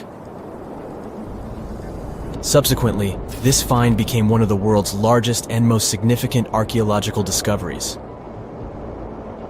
This step was part of Tutankhamun's untouched tomb. Archaeologists found about 5,000 ancient objects, including jewelry, fabrics, painted vases, and funeral masks. You've probably seen one of them. It has become one of the most recognizable attributes of ancient Egypt. More than 100 years have passed since then, and now humanity has finally become close to another large-scale discovery, the tomb of Cleopatra. This queen was the last active ruler of the Ptolemaic Kingdom of Egypt, who sat on the throne from 51 to 30 BCE. There are many ancient records about Cleopatra, her reign, and her unusual personality, but until now, no one has discovered the secrets about her passing away in the burial place. So, one archaeologist, Dr. Kathleen Martinez, has been studying ancient records and temples around Alexandria for decades and concluded that the tomb of the queen should be located under the ancient city of Taposiris Magna, founded in 280 BCE. It was a big city on the northern coast of Egypt where tens of thousands of people were engaged in trade and industry, and it seems that Dr. Martinez's guesses turned out to be correct. She and a group of archaeologists have discovered a secret underground tunnel near Alexandria, with a length of about 0.8 miles. It was cut into the rock under Taposiris Magna's temple. During further excavations, they found many things that indicate Cleopatra's tomb lies in the tunnel's depths. It's also possible that she is buried there together with the Roman commander, Mark Antony. According to ancient records, Cleopatra and Mark Antony loved each other and together opposed the Roman Senate, which declared Antony a traitor. The fact that natural disasters have occurred on the territory of Taposiris Magna for thousands of years can complicate the excavations. Earthquakes and floods destroyed the city and possibly flooded its underground tunnels. But archaeologists hope the ancient tomb remains untouched, and that it hides many treasures and records about the royal life of ancient Egypt during the reign of the last dynasty. There's a chance that excavations will go underwater and in the mud.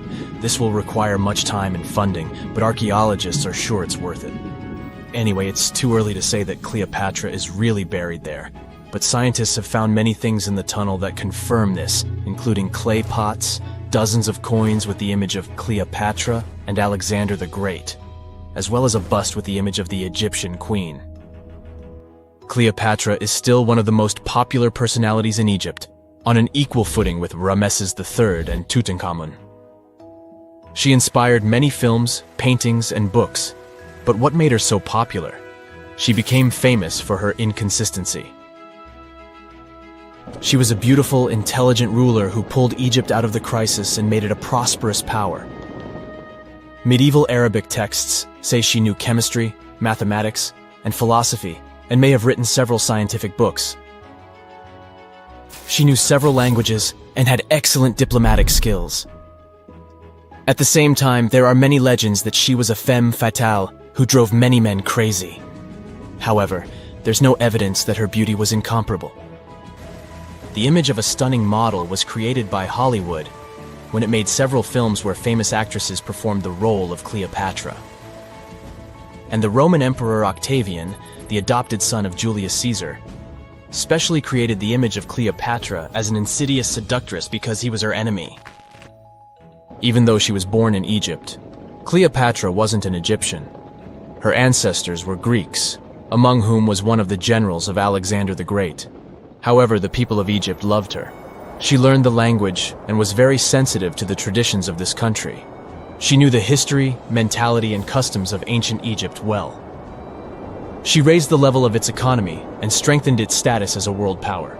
Much of this was made possible thanks to her cunning and impressiveness. She loved theatrical performances and lavish celebrations. She knew how to surprise people and put on a show. But behind the exterior image of a luxury lover was an intelligent and calculating ruler. Ancient Egypt was a rich, luxurious country, and Cleopatra did everything to increase its wealth and strengthen its position in the international arena. For example, she was once in conflict with her brother Ptolemy XIII Odd. The queen knew that she wouldn't be able to resist him, so she decided to attract Julius Caesar to their side. The Roman emperor arrived in Alexandria, where Cleopatra wanted to meet him, but Ptolemy knew about her plans and was about to prevent her from coming to Caesar. Then, instead of a rich and noisy arrival, Cleopatra decided to make her visit inconspicuous.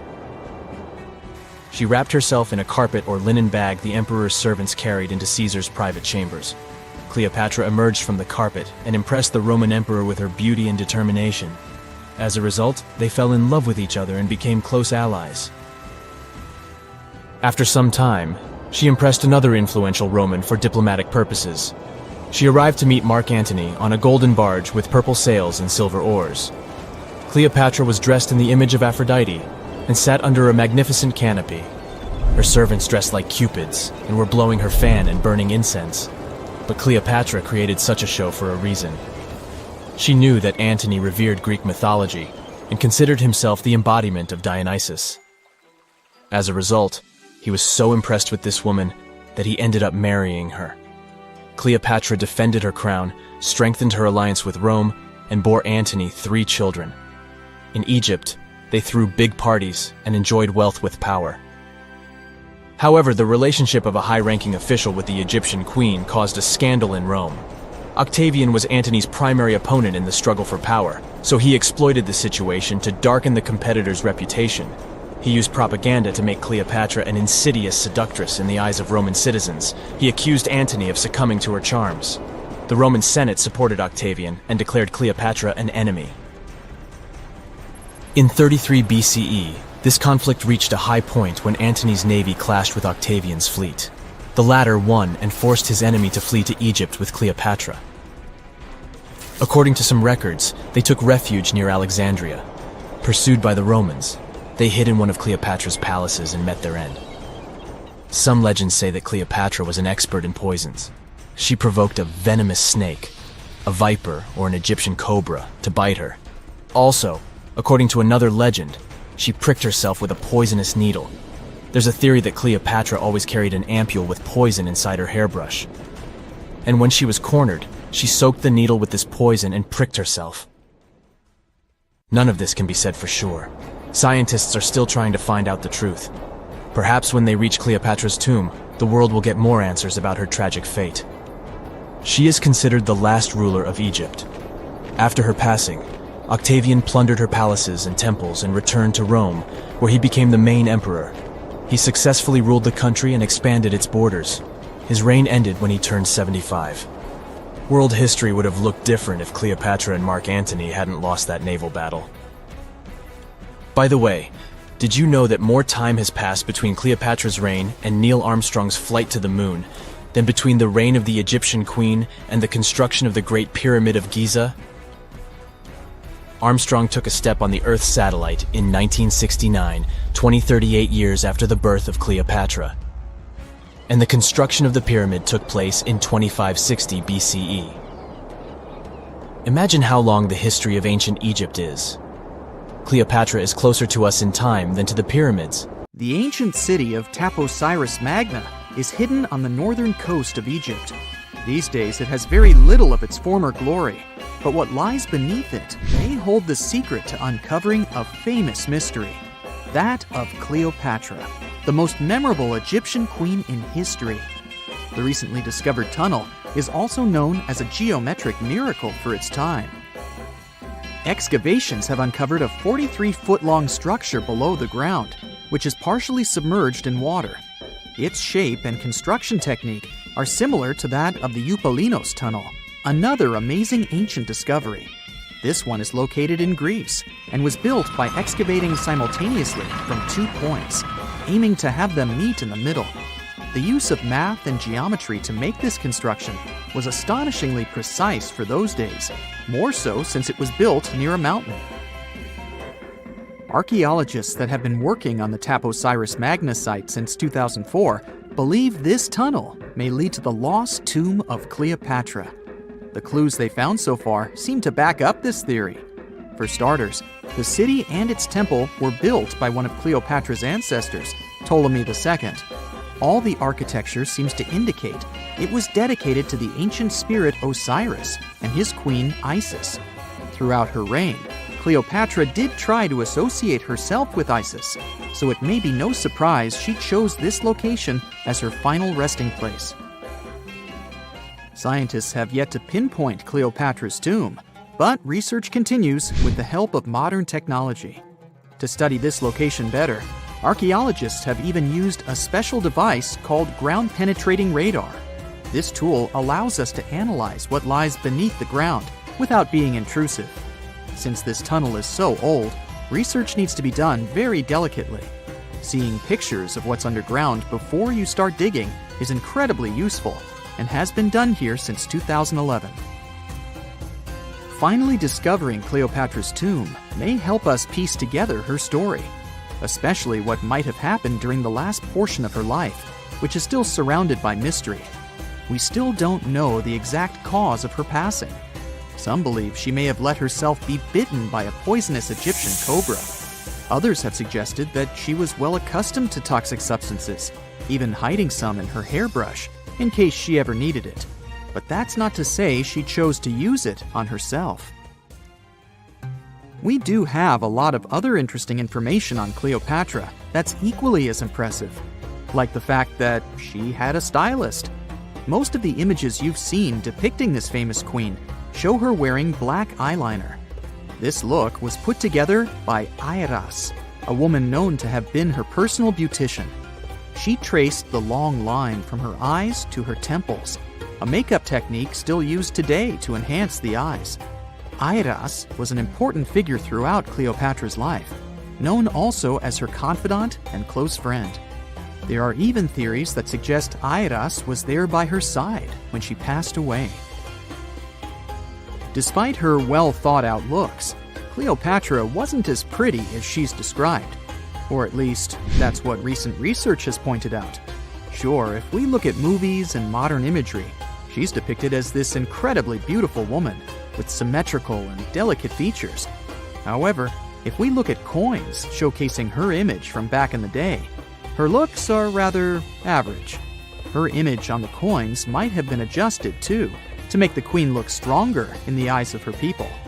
So there is no trusted source available to confirm her image, but her description in most pieces of ancient literature speaks of her other qualities, like her voice and personality, not of her beauty.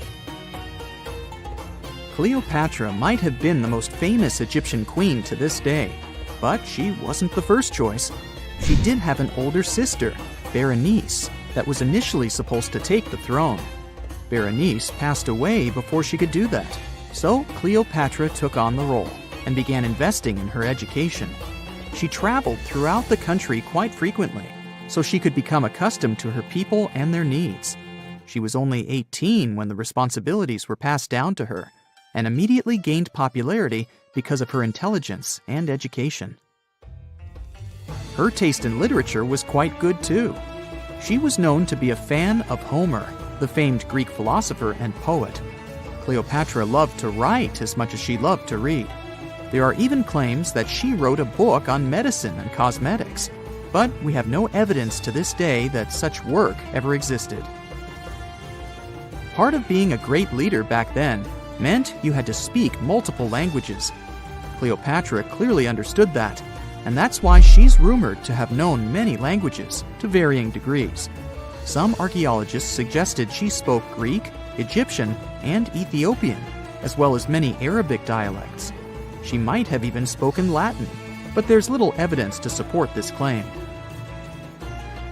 She might not have had angelic looks, but Cleopatra was really careful with the way she looked, even with her diet. She was known to have enjoyed simple meals, including a variety of fish. Since she lived close to the Mediterranean Sea, it's really no surprise. As a treat, she liked to eat stuffed pigeons, which she also served to her guests. Other dishes on the menu included vegetables and fava bean soup. Fruits and nuts weren't missing from her diet either, and she was also a big fan of honey. Recently, a team of experts has even tried to recreate her famous perfume. Think of it like the ancient equivalent of Chanel No. 5. Cleopatra was known to be a fan of luxurious scents, which she believed could even influence how people treated her when they met. The basis of this scent is myrrh, a resin gathered from a local tree. Other ingredients added to the mixture were also found back in the day, like cardamom, olive oil, and cinnamon. The results may not be quite as delicate as the perfumes we know and use today. Its consistency was way thicker, and the scent lasted way longer. When she was at the height of her power, Cleopatra might have been the richest person in the world.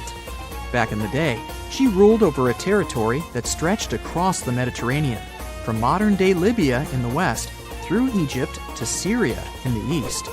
This is the largest territory ever ruled over by a woman. In today's currency, her worth might have been somewhere around $95 billion. The calendars we use today may have been introduced by Cleopatra herself.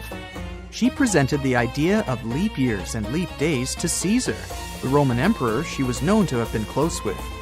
Taking her advice, Caesar made these adjustments part of the official Roman calendar. The ancient Egyptians already knew the year was longer than precisely 365 days. They discovered this by studying the brightest star in the sky, called Sirius, and concluded that a year is actually 365 and 1/4 days long.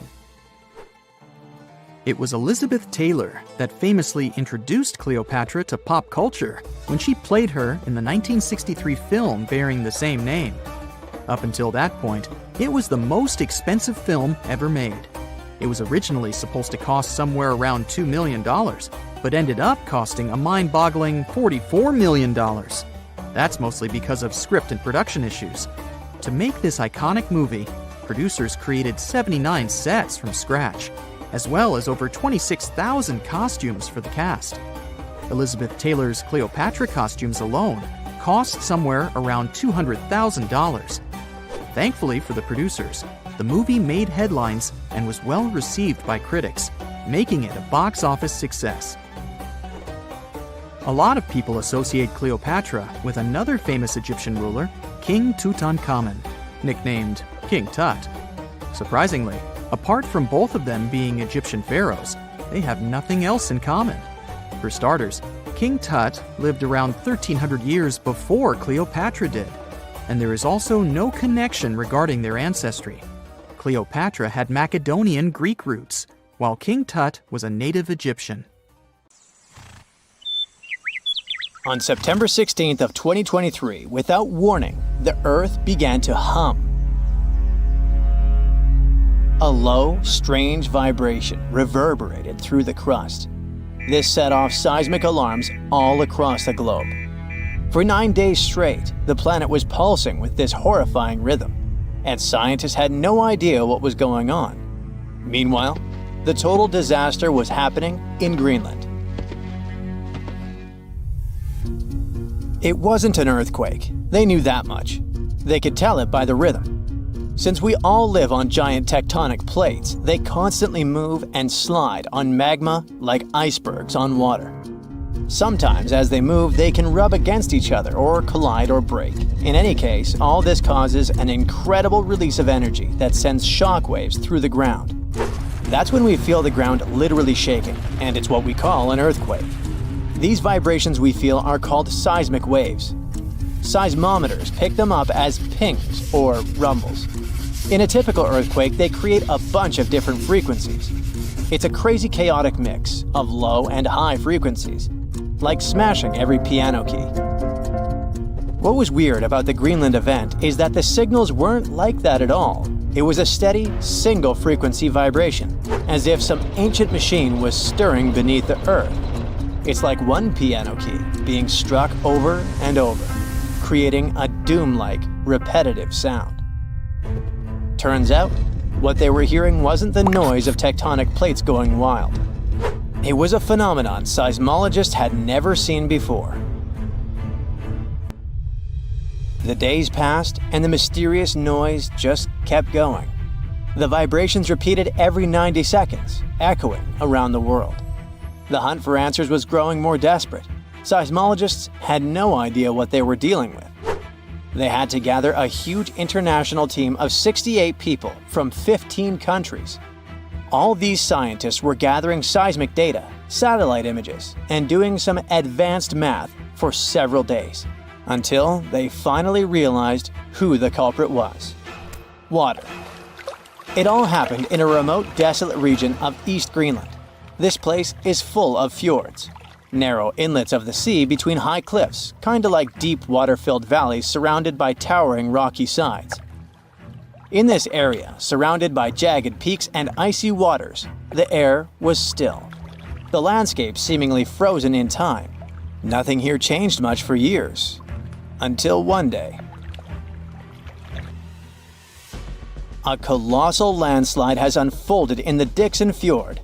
One of those steep mountainsides towering over the fjord at almost 4,000 feet high collapsed in a massive landslide. Picture a huge chunk of this mountain crumbling and crashing down into the fjord below. This sent a deluge of rock and ice crashing into the water. The impact was just apocalyptic. 882 million cubic feet of debris. That's enough ice and rock to fill 10,000 Olympic-sized swimming pools, or 10 Great Pyramids of Giza. And all this nightmare hurled into the water with such force that it kick-started a tsunami about 360 feet high, taller than the Statue of Liberty, into the air.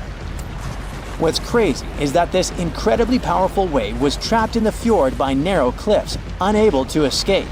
It's like water sloshing in a closed bathtub. For 9 days, the mega tsunami continued to churn through it. That's why we heard this endless hum. It was a rhythmic back and forth of the water slamming against the walls.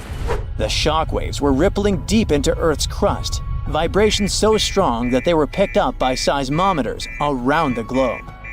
This was a phenomenon so rare, so unprecedented, that it left scientists stunned. It turned out to be a perfect storm of elements. A glacier, weakened by years of warming, could no longer bear the weight of the mountain above. This collapse was inevitable, and the chaos literally shook the Earth to its core. And people often hang out in this area with cruise ships passing by. We're lucky that no lives were lost in the disaster. It was a close call though. A tourist ship stranded in the area just 2 days before narrowly escaped the tsunami's reach by pure luck. But it doesn't mean there were no losses. The waves destroyed a nearby Inuit site, which was there untouched for over 200 years. They also swept away the huts at a research station that were about 43 miles away. The vibrations traveled from Greenland to the South Pole in less than an hour. That just shows how dangerous events like this can be. And this isn't the only place where such catastrophes are happening.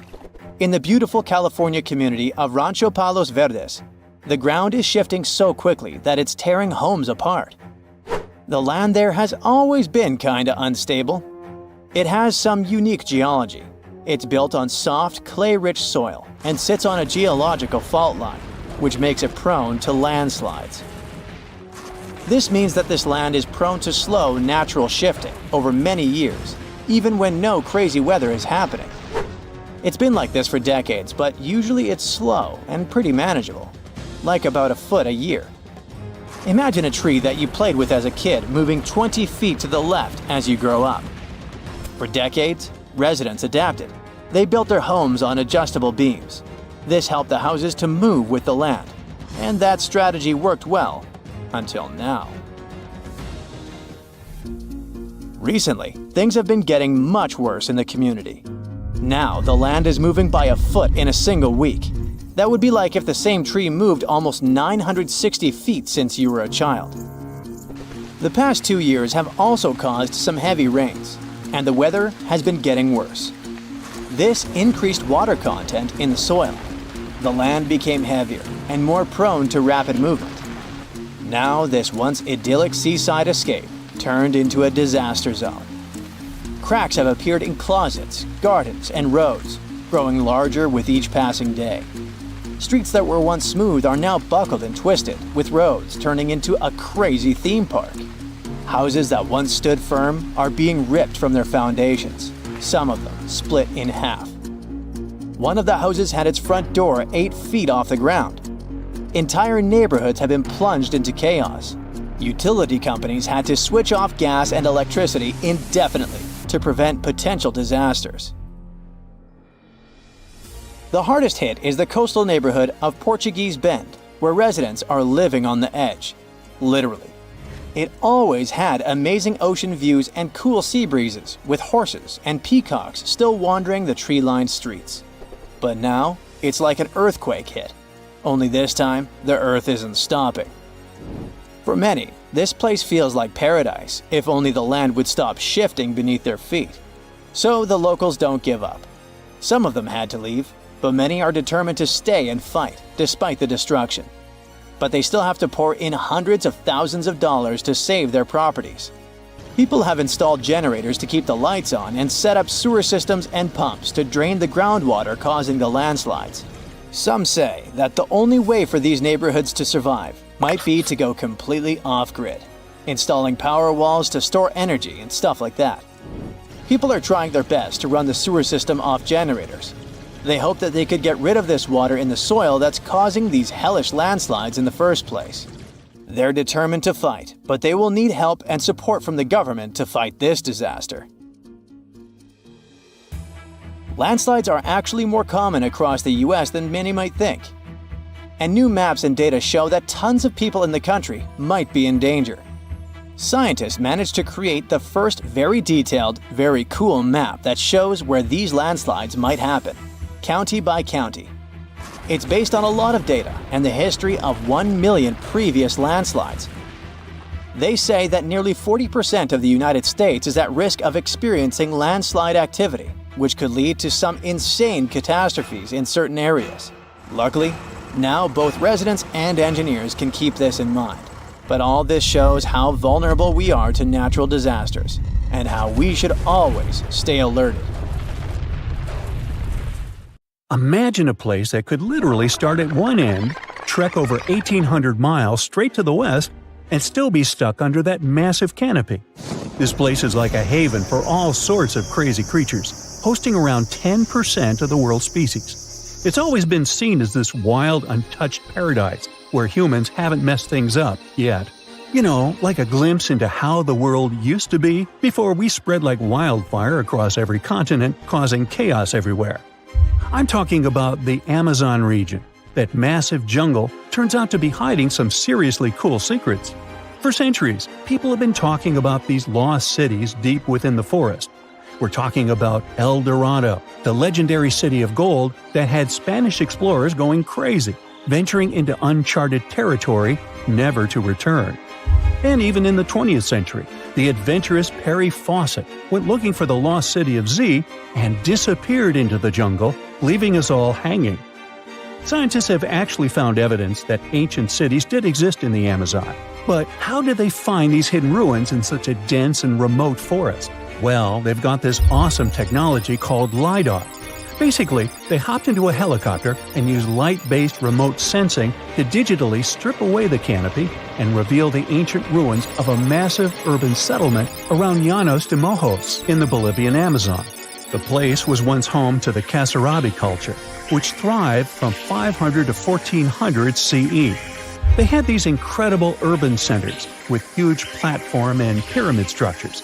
They even had raised causeways connecting different suburban-like settlements spread across miles and miles of land. These guys were seriously ahead of their time, and they had an epic water control and distribution system with reservoirs and canals. So yeah, the Amazon rainforest wasn't just some untouched wilderness. It was actually heavily populated and even urbanized for centuries before recorded history of the region began. But the thing is, a bunch of people turned a blind eye to the fact that there were actually some pretty cool architectural sites lurking around here that totally deserve some exploring. Scientists predict that in the next 10 to 20 years, we're going to uncover a ton of these cities, and some might even be bigger than the ones we're talking about here. Michael Heckenberger, an anthropologist with the University of Florida, points out that we've seen some similar settlement features, like moats and causeways, in other parts of the ancient Amazon. This new research reveals something totally mind-blowing. Past examples of urbanism in the Amazon were more like groups of villages connected together, not quite what we'd call urban. You see, they were missing those fancy larger centers with their grand architecture and stuff. But guess what? Llanos de Mojos has got them. This place is the real deal when it comes to a fully urbanized Amazonian landscape. So, in the Llanos de Mojos region, a bunch of ancient settlements have been found. These were home to the Kasarabi people, who were all about hunting, fishing, and farming maize. We're talking about hundreds of sites, spread across 1,700 square miles. But these sites were so remote and hidden in the tropical forest that it was like trying to find a proverbial needle in a haystack. A team of archaeologists weren't going to let that stop them, though. They decided to take to the skies and use some fancy LiDAR mapping technology. Just imagine an aircraft flying over the area, shooting out a bunch of infrared beams. These beams hit the ground and bounce back, giving us the distance to different objects. It's like creating a super detailed map from above. Using computer software, these genius scientists were able to strip away the trees from the images, revealing the Earth's surface and all the ancient archaeological goodies hidden beneath. And boy, did they strike gold. They found a whopping 26 unique sites, including 11 that nobody even knew existed before.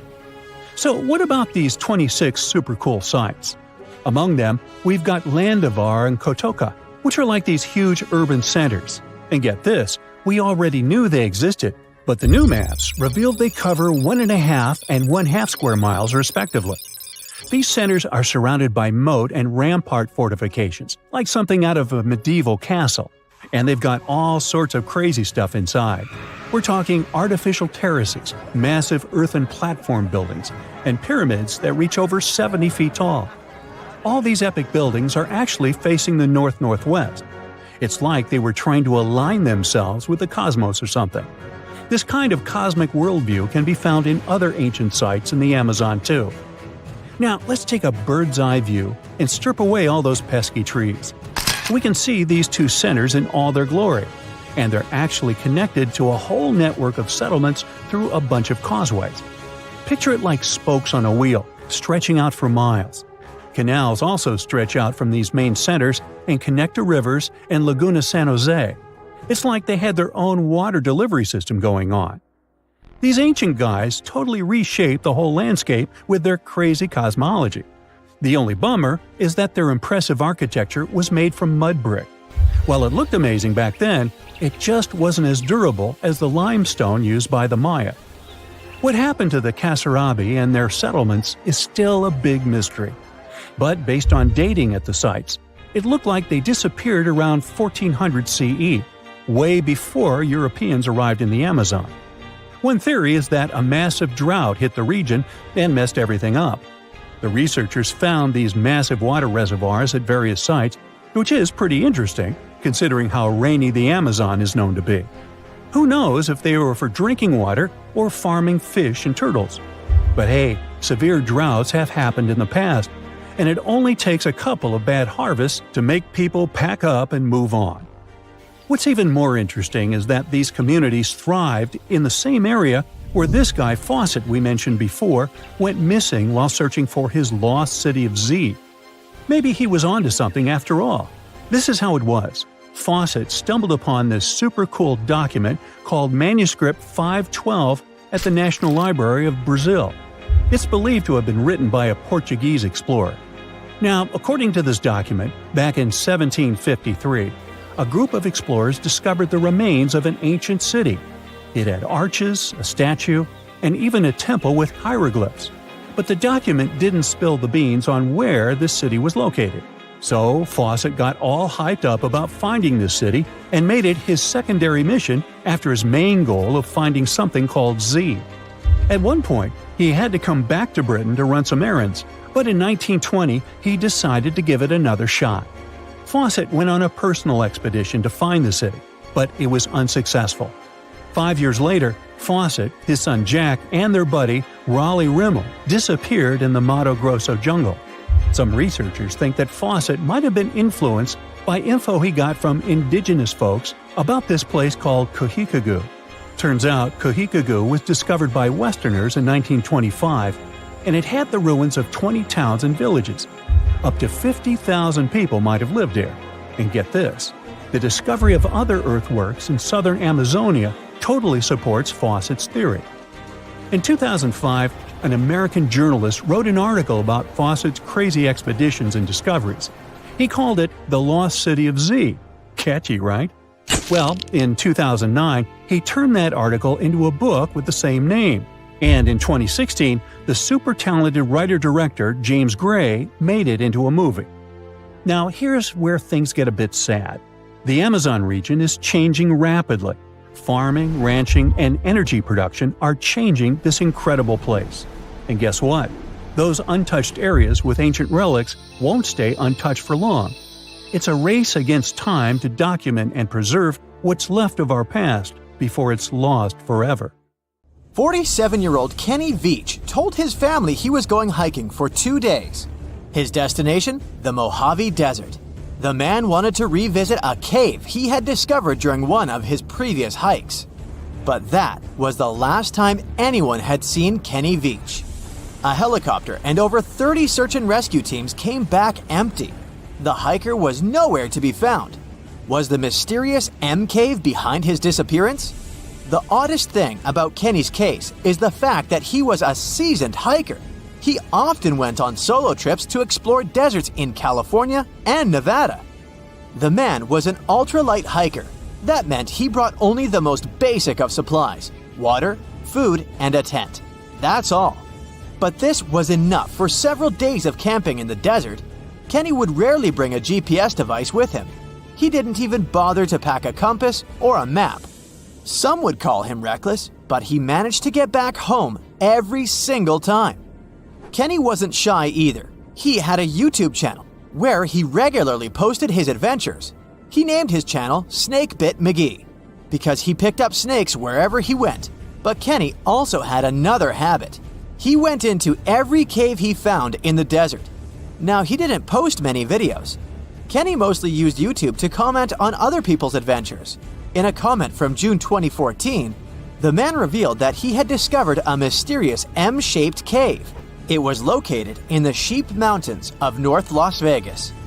Kenny's description of the cave is where the weird part of the story begins. He spotted it while hiking and noticed the cave had an interesting entrance. It was shaped like a perfect letter M. Kenny went up to it, but something didn't seem right. He reported that his body started to shake as he approached the cave.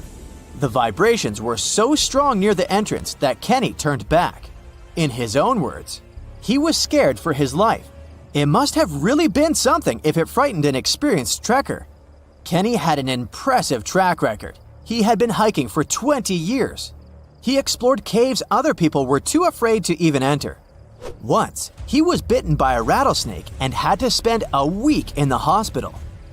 On his journeys, the man found skulls of all shapes and sizes, as well as old animal traps. Kenny slept on mountain peaks under the stars. One time, he hurt his leg on a mountaintop. He had to walk 20 miles back to his truck. It was 100 degrees Fahrenheit that day, and Kenny had 1 cup of water to keep him going. Kenny Veach was a true survivalist. But this one cave was a mystery to him. He admitted that he was totally unprepared that day. He had the tools to open a can, but not to fight the mysterious force that took over his body. But Kenny wasn't a quitter. he made plans to return to the M Cave, and this time, he was going to be ready. He did so several months later, but much better equipped. But the trip turned out to be a bust. He recorded a video but couldn't find the cave. Was that it? Was the brave explorer finally going to quit? Not by a long shot. His followers on social media wanted him to solve the mystery. So he went out into the desert for the third time. He planned a short, overnight trip, but nobody ever saw him again. After 2 days, his family alerted the authorities. They quickly launched a search for the missing man. Now we come to the weird part. In one of his videos, Kenny stood in front of an abandoned mine shaft. This is where he briefed the viewers on the mission. Rescue teams reached this point and found Kenny's phone. This was 10 days into the search, but the trail soon went cold. The rescuers feared the worst. They decided to send a camera down the shaft, but didn't find anything. For a full month, no one had any idea where Kenny was. And then, the mystery deepened. An unknown woman came forward online. She claimed to be the missing man's girlfriend. The mysterious woman told the story of how she went with Kenny on hour-long hikes. She urged hikers to use GPS not to get lost. And then, a claim that shocked social media users. The woman believed Kenny's disappearance wasn't an accident. She revealed that her alleged boyfriend had some serious issues. Apparently, he had quit his job a year prior to his disappearance. Did Kenny Veach really trek into the desert to take his own life? People weren't convinced. Kenny's daughter believed her father just had an accident. In her words, he was a survivor. Was the mysterious M Cave responsible for his disappearance? Did he find someone or something he shouldn't have found there? The questions linger, and so did the theories among the online community. Fellow hikers and YouTubers were determined to find the M Cave. This would solve Kenny Veach's mysterious disappearance once and for all. In 2021, one hiker got lucky. He claimed to have found the secretive M Cave. For safety reasons, the man couldn't reveal his exact location. The cave sits somewhere near Nevada State Route 375 East. The entrance to the cave really looked like an oversized letter M, just like Veach described it. But the shape is too hard to notice from ground level. Only when you look at it from above is the M shape visible. Who knows, hikers might have been walking past it for years without noticing the cave. Even Kenny couldn't locate the entrance the second time he went looking for it. The cave wasn't very deep, but there was something odd at the entrance. There appears to have been a straight line of rocks. Did someone try to wall off the entrance? And at the back of the cave, there was an even stranger find. Small pieces of wood were scattered along the floor. They looked a lot like 2x4s that are used in construction. Was there a door here once? The hiker found a nail sticking out of the stone. It could be part of a latch that was there some time ago. But the strangest part was the writing on the wall. Hatch or Veach? It's hard to tell. The hiker that discovered the cave didn't want to stay to find out. He left the cave in a hurry. No, it wasn't because he felt a strange vibration in his body like Kenny. He just didn't want to be in a desert cave in the middle of nowhere. This is the Mojave Desert, one of the most dangerous landscapes on Earth. Could this setting better explain how Kenny Veach disappeared without a trace in 2014? The desert's nickname is well-deserved. This is where scientists recorded the hottest temperature on the planet. 134 degrees Fahrenheit, and the average temperature during summer, just 113 degrees Fahrenheit. No sweat. But you'll also need a blanket. At night, the air temperatures drop well below freezing. Talk about a climate roller coaster. And the list of dangers doesn't end there. The driest and hottest place in the United States is home to dangerous animals. Mountain lions, venomous lizards, spiders, and wasps. You name it. Any one of these animals can end the life of an unsuspecting hiker. There is a reason why Kenny always wore snake guards when trekking. And then there are mine shafts. Local authorities strongly advise hikers not to enter them. These old mines from the 1800s are highly unstable. A person can easily fall down a hidden shaft. They also have pockets of bad air, which can suffocate a person. And remember the likable wildlife? They too live in these shafts: rattlesnakes, scorpions, and black widow spiders. Kenny Veach could have easily fallen into one of these shafts, and there would be no help for him from miles around, since Nevada is one of the least populated states. We're in the Caribbean, and these are the Taino people. Scientists have long believed that they were the first inhabitants of the Greater Antilles, and those people were roaming the Isles long before Columbus discovered this place. However, a recent discovery showed that there were some other peoples living there. These guys are called the Archaic people, and they are now known for being good at using stone tools. They've used a whole bunch of polished tools, such as hammers, axes, and whatsoever.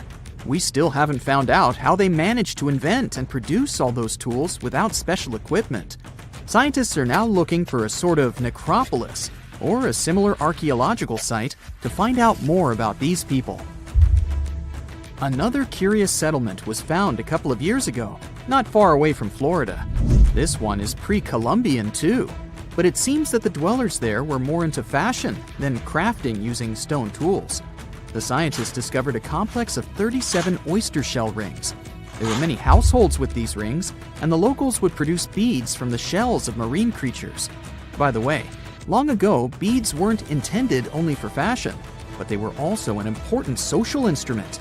People would sew them on their clothes to manifest their power or wealth. Sometimes archaeologists manage to discover whole cities. This is exactly what Eleni Korka, an archaeologist from Greece, did. She found the lost city of Tania back in 2018. It wasn't a lucky coincidence. The whole search took as much as 34 years. By the way, Tania was even considered a mythical city. The city of Tania was a Trojan-founded city, and the ancient texts claimed it was incredibly wealthy. Well, seems like the texts were true. The archaeologists found around 200 coins on the site. Some jewelry was found there too. For instance, there was an iron ring with a seal. They also found a gold coin that was supposedly used to pay for a journey to the afterlife. Yeah, back then, people believed that it existed, and they needed to pay for a ticket to get there. The discovered clay, stones, and marble floors help us imagine what their dwellings looked like. And the archaeologists also found some vases there. One of the earliest examples of human-made art is located in the cave of Altamira in northern Spain. The paintings in a Paleolithic cave are so special because they're not monochrome, but have several colors combined. Still, these earliest masterpieces were hidden for a long time. They were only discovered in 1868, and today, this cave is a UNESCO World Heritage Site. Despite how old these paintings are, they're well preserved because they've been well isolated for all this time. Since the gallery was located deep in a cave, it was almost impossible for external climatic influences to ruin these prehistoric masterpieces. We are now in England, 2009. Meet Terry Herbert, a member of the Blockwitch Research and Metal Detecting Club. One day, he was casually inspecting plowed farmland in Staffordshire with a metal detector. I guess he must have wanted to find something special, but I bet he didn't expect to find what he actually stumbled upon. He discovered something that scientists later called the largest hoard of Anglo-Saxon gold and silver metalwork ever found. There's a list of items discovered, but if I start reading it to you, it's going to take me a really long time. To make a long story short, the archaeologists found 11 pounds of gold, 3 pounds of silver, and about 3,500 pieces of jewelry. No wonder this discovery is called the Staffordshire Hoard. The Birmingham Museum and the Art Gallery and Potteries Museum chipped in and bought the entire collection for over £3 million. Messages in a bottle are a famous cultural phenomenon we often see in movies, but it turns out this method of preserving letters is quite efficient. This is proven by the Dead Sea Scrolls. Back in the 1940s, Bedouin shepherds discovered 7 scrolls contained in clay jars in a cave. These scrolls were determined to be around 2,000 years old. But these manuscripts were only the beginning of a number of great discoveries. The Bedouins sold these manuscripts, but people continued finding more. The last discovery took place in 2021, and who knows, maybe there's more to find. Another piece of art recently found in a cave was a painted shell. This fossil was discovered in northern Italy, and scientists believe such fossils were collected by Neanderthals. This find is curious for a reason. Neanderthals are believed to have been quite primitive, but this shell proves the opposite. Back in 2004, Robert Muckle, an archaeology professor, heard about a peculiar site hidden in the forest of the North Shore Mountains of British Columbia. Robert knew that a few old cans and a saw blade had been found there. This place was believed to be a sort of logging camp, but a thorough excavation that took 14 years to complete revealed something different. Turns out, it wasn't a logging camp, but a long-lost Japanese settlement. The archaeologists found around 1,000 items, such as white and blue rice bowls, teapots, pocket watches, sake bottles, and buttons. The ceramics weren't that well preserved, so they only discovered hundreds of fragments. In one of his interviews, Robert mentioned that they also found remnants of a bathhouse. The community that lived there was pretty small, since there were only about 14 houses found. The scientists believe that they must have lived there in secret. People have changed their preferences over the centuries. Fashion has certainly changed, and our houses too, not to mention our technologies. But there's one thing for sure that's been unchanged: our love for food. Scientists managed to discover some of the oldest examples of people's favorite food. They inspected some ancient pottery and managed to find traces of best-loved food dating back to around 2000 BCE. It all happened in Sicily, and guess what that food was? No, it wasn't pizza or pasta, but olive oil. And there's more. Researchers from Egypt discovered some lumpy substance in some ancient pottery, which turned out to be cheese. It dates back to the 13th century BCE. I guess it didn't smell nice, since that cheese is estimated to be over 3,000 years old and was bacteria-ridden. Cool fact here, this cheese must have been quite exquisite. After studying it, scientists came to the conclusion that it was cooked with a variety of milks. They claim ancient people used a mixture of cow's milk and sheep or goat's milk. You probably thought, hey, you mentioned olive oil and cheese, but what about bread? Sure, bread is inseparable from almost any culture, and different people have had their own type of bread. And there's scientific proof that bread was one of the first dishes people learned how to cook. A group of archaeologists found some bread that was over 14,000 years old. 14,400 years old, to be precise. What's weird is that people back then weren't familiar with agriculture. They were hunters.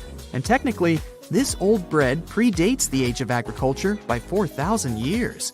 Yeah, there's still much to learn about the ancient world. Here comes not the sun, and the Beatles song, but here comes the bonus fact. And right, it's about the Beatles. Yeah, I know, they're not exactly new. The band was formed in 1960. But not all of our facts have to be thousands of years old to be cool. Back in 1966, the Beatles did a live performance of their song Paperback Writer on the TV program Top of the Pops. The BBC somehow didn't record the performance, and all the fans were sure it was lost. Nope. Turns out that David Chandler, a fan of the Beatles, recorded the show with his personal camera. It was long forgotten and stored in the attic for many years. The recording was rediscovered in 2019. I guess that's a pretty cool find. You know, a lot happened in the first millennium CE. Sure, we're talking about 1,000 years worth of human history. If you'll remember from school, you'll know it was the time of the rise and fall of the Roman Empire. It was when humans saw the transition to the intense times of the Middle Ages. And some say it was the apex period of the Mayan civilization, all the way in Mesoamerica. But thanks to top-notch technological advancements, we can look at history a lot differently today. You see, archaeologists have found actual proof that the Mayan civilization may have started way before we think it did, and that since the beginning, their civilization was far from simple. To find out more about this, you'll have to tread deep into the Guatemalan rainforests. Are you down for the ride? Rainforests are dense and difficult to access. If you were an archaeologist, I'm betting you'd find them quite threatening as well. That's actually one of the reasons why we've been kept in the dark for so long when it comes to the truth about the Mayans. But take a look at this. You'd expect to see ruins like this in places like Portugal, England, or the United States. I'm talking about 130-foot wide roads, painted white to help travelers journey through the nighttime. For scale, these roads were about half the size of an American football field. Huge, huh? Scientists recently unearthed a 110-mile network of roads such as these, and they think this dates back to before the first registered Mayan ruins we've known so far.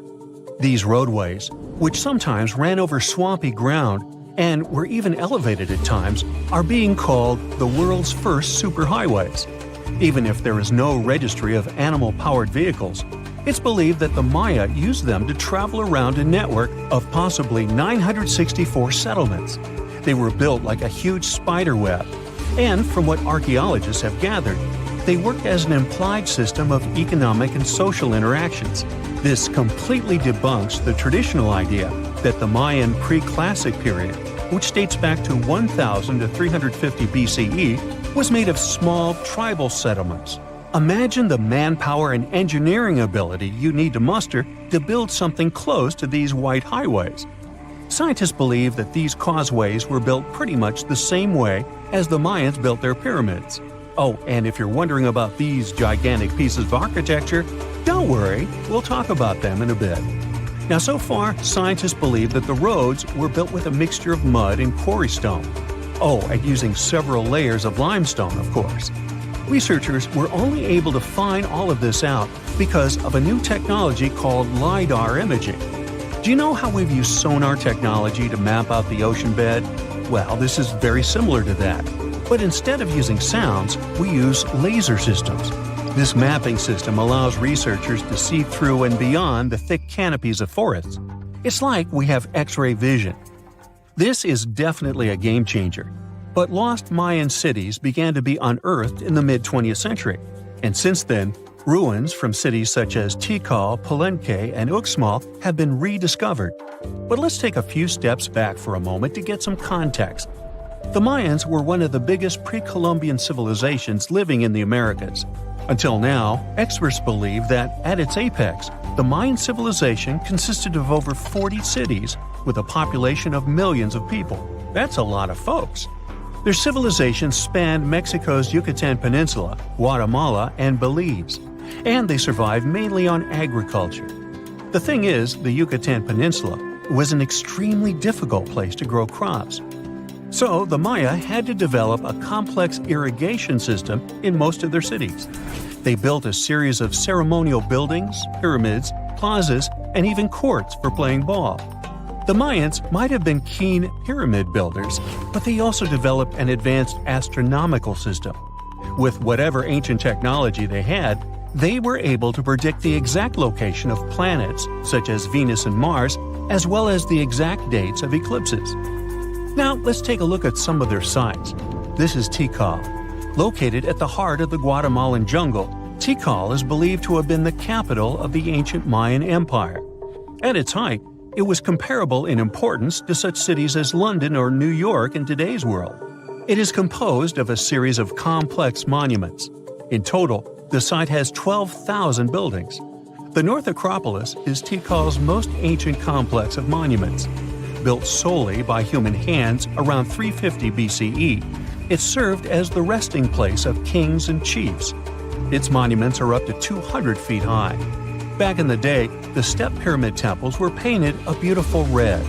Mayans loved that color. Today, of course, you'll only see the limestone. We've said that the Mayans spread out through different countries, so it shouldn't come as a surprise that Chichen Itza is a 10-hour drive from Tikal today. There's no feud between the two, they were just different city centers, like New York and LA. It's got one of the best preserved pyramids on Earth to date. Located in Mexico's Yucatan state, this Mayan city is well over 1,500 years old. At its peak, it was home to 35,000 people. The site covers 4 square miles of land. The highlight is El Castilla, a tremendous step-like temple standing 80 feet above ground. Its most peculiar feature is that it has 91 steps up each of its 4 sides, including the upper platform, which makes for 365 steps. the same number of days as the solar year. Makes you go, Behold, the lost city of Palenque. Another important Maya city is believed to have hosted over 6,000 people at its peak. Archaeologists have made some unusual discoveries on this site.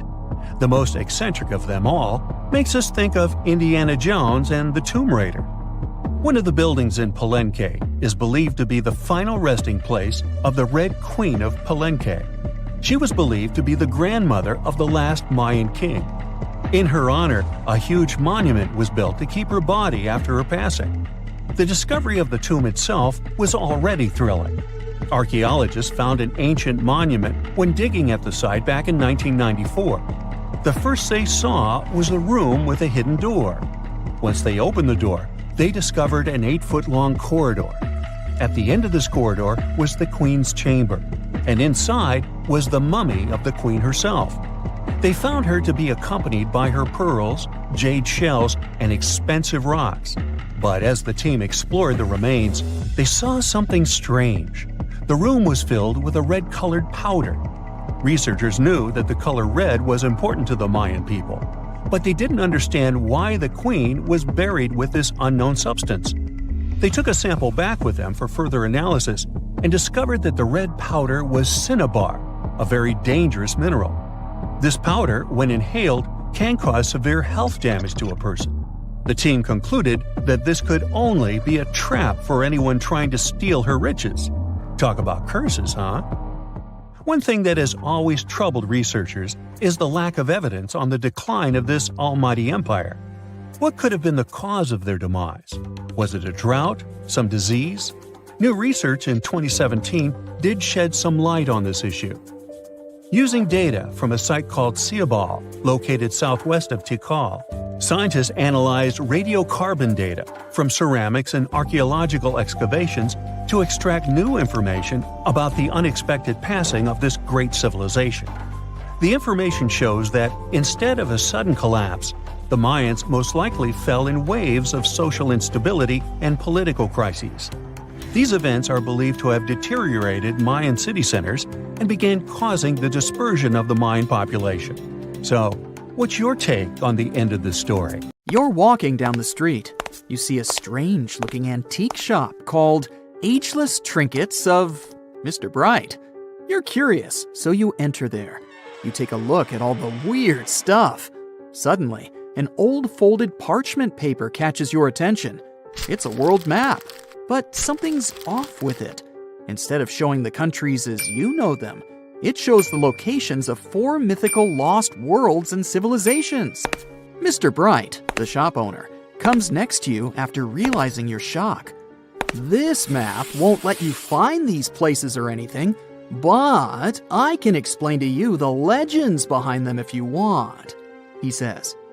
Let me begin with Atlantis. You might know it as Aquaman's underwater kingdom, but Atlantis, the fictional island, was actually first introduced in 2 of Plato's works. According to him, Atlantis was a highly advanced civilization that existed about 9,000 years before his own time, and its story had been passed down by poets, authors, and others. He wrote about Atlantis and its citizens to give a moral lesson and to teach about the dangers of arrogance, as well as the eventual downfall of those who are after too much power. In his dialogues, Plato stated that Atlantis was a great and powerful empire that was respected in all parts of the world.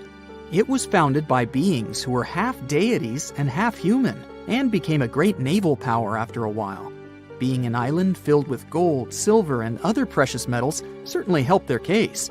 But besides that, it was also known for its breathtaking architecture and state-of-the-art technology, as well as its countless rare and exotic wild animals. Atlanteans were proud of their great achievements and the perfection of their civilization, but their excessive pride was going to bring their downfall. They believed they were so superior that they could gain control over any nation. This led them to launch a series of invasions. They conquered many of the Mediterranean lands, but when it was time to enter Athens, Athenians pushed back with an extraordinary force, so the Atlanteans were finally defeated.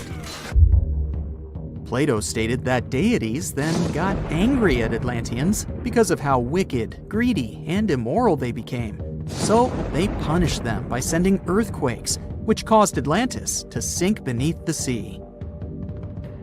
Although the earliest written records of Atlantis were Plato's works, some people still believed his story to be based on truth and tried to identify the island of Atlantis with actual countries. Some people suggested it may have been located in the Mediterranean Sea, near the coast of Spain or Italy. Others thought it may have been located in the Caribbean, off the coast of Central or South America, but there was no solid evidence to support any of these claims. One theory, in particular, seemed more plausible than the others, though. Located in the Aegean Sea, the island of Santorini was the home of a highly advanced Minoan society. However, due to a huge volcanic eruption, it was destroyed about 3,600 years ago, causing the Minoan civilization to suddenly disappear. These similarities between the fictional Atlanteans and the historical Minoans made Santorini a good candidate for the speculations. Yet again, there were still major flaws with it, such as how the time when Plato said Atlantis was destroyed doesn't coincide with the time of Santorini's eruption. So Atlantis still continues to be regarded as nothing more than a popular legend in the scientific world. Now, let's move toward the northeast direction on the map, Mr. Bright says. According to Celtic Breton mythology, there once was a magnificent city called Ys, also known as Caris, that towered over Douarnenez Bay in France's Brittany region. It was the most wealthy city in the entire Atlantic. It was especially famous for its beautiful gardens and buildings, and its citizens were all living comfortably and happily there. Dahut, who was King Bradlon's daughter in Breton legends and literature, had a deep love for the sea. She begged her father to build a city at the edge of the sea, and that is how the city of Ys was established.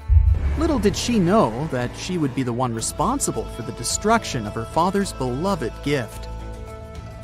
You see, since the city was surrounded by the sea, it needed to be protected by a dike equipped with floodgates, and these gates could only be opened at low tide.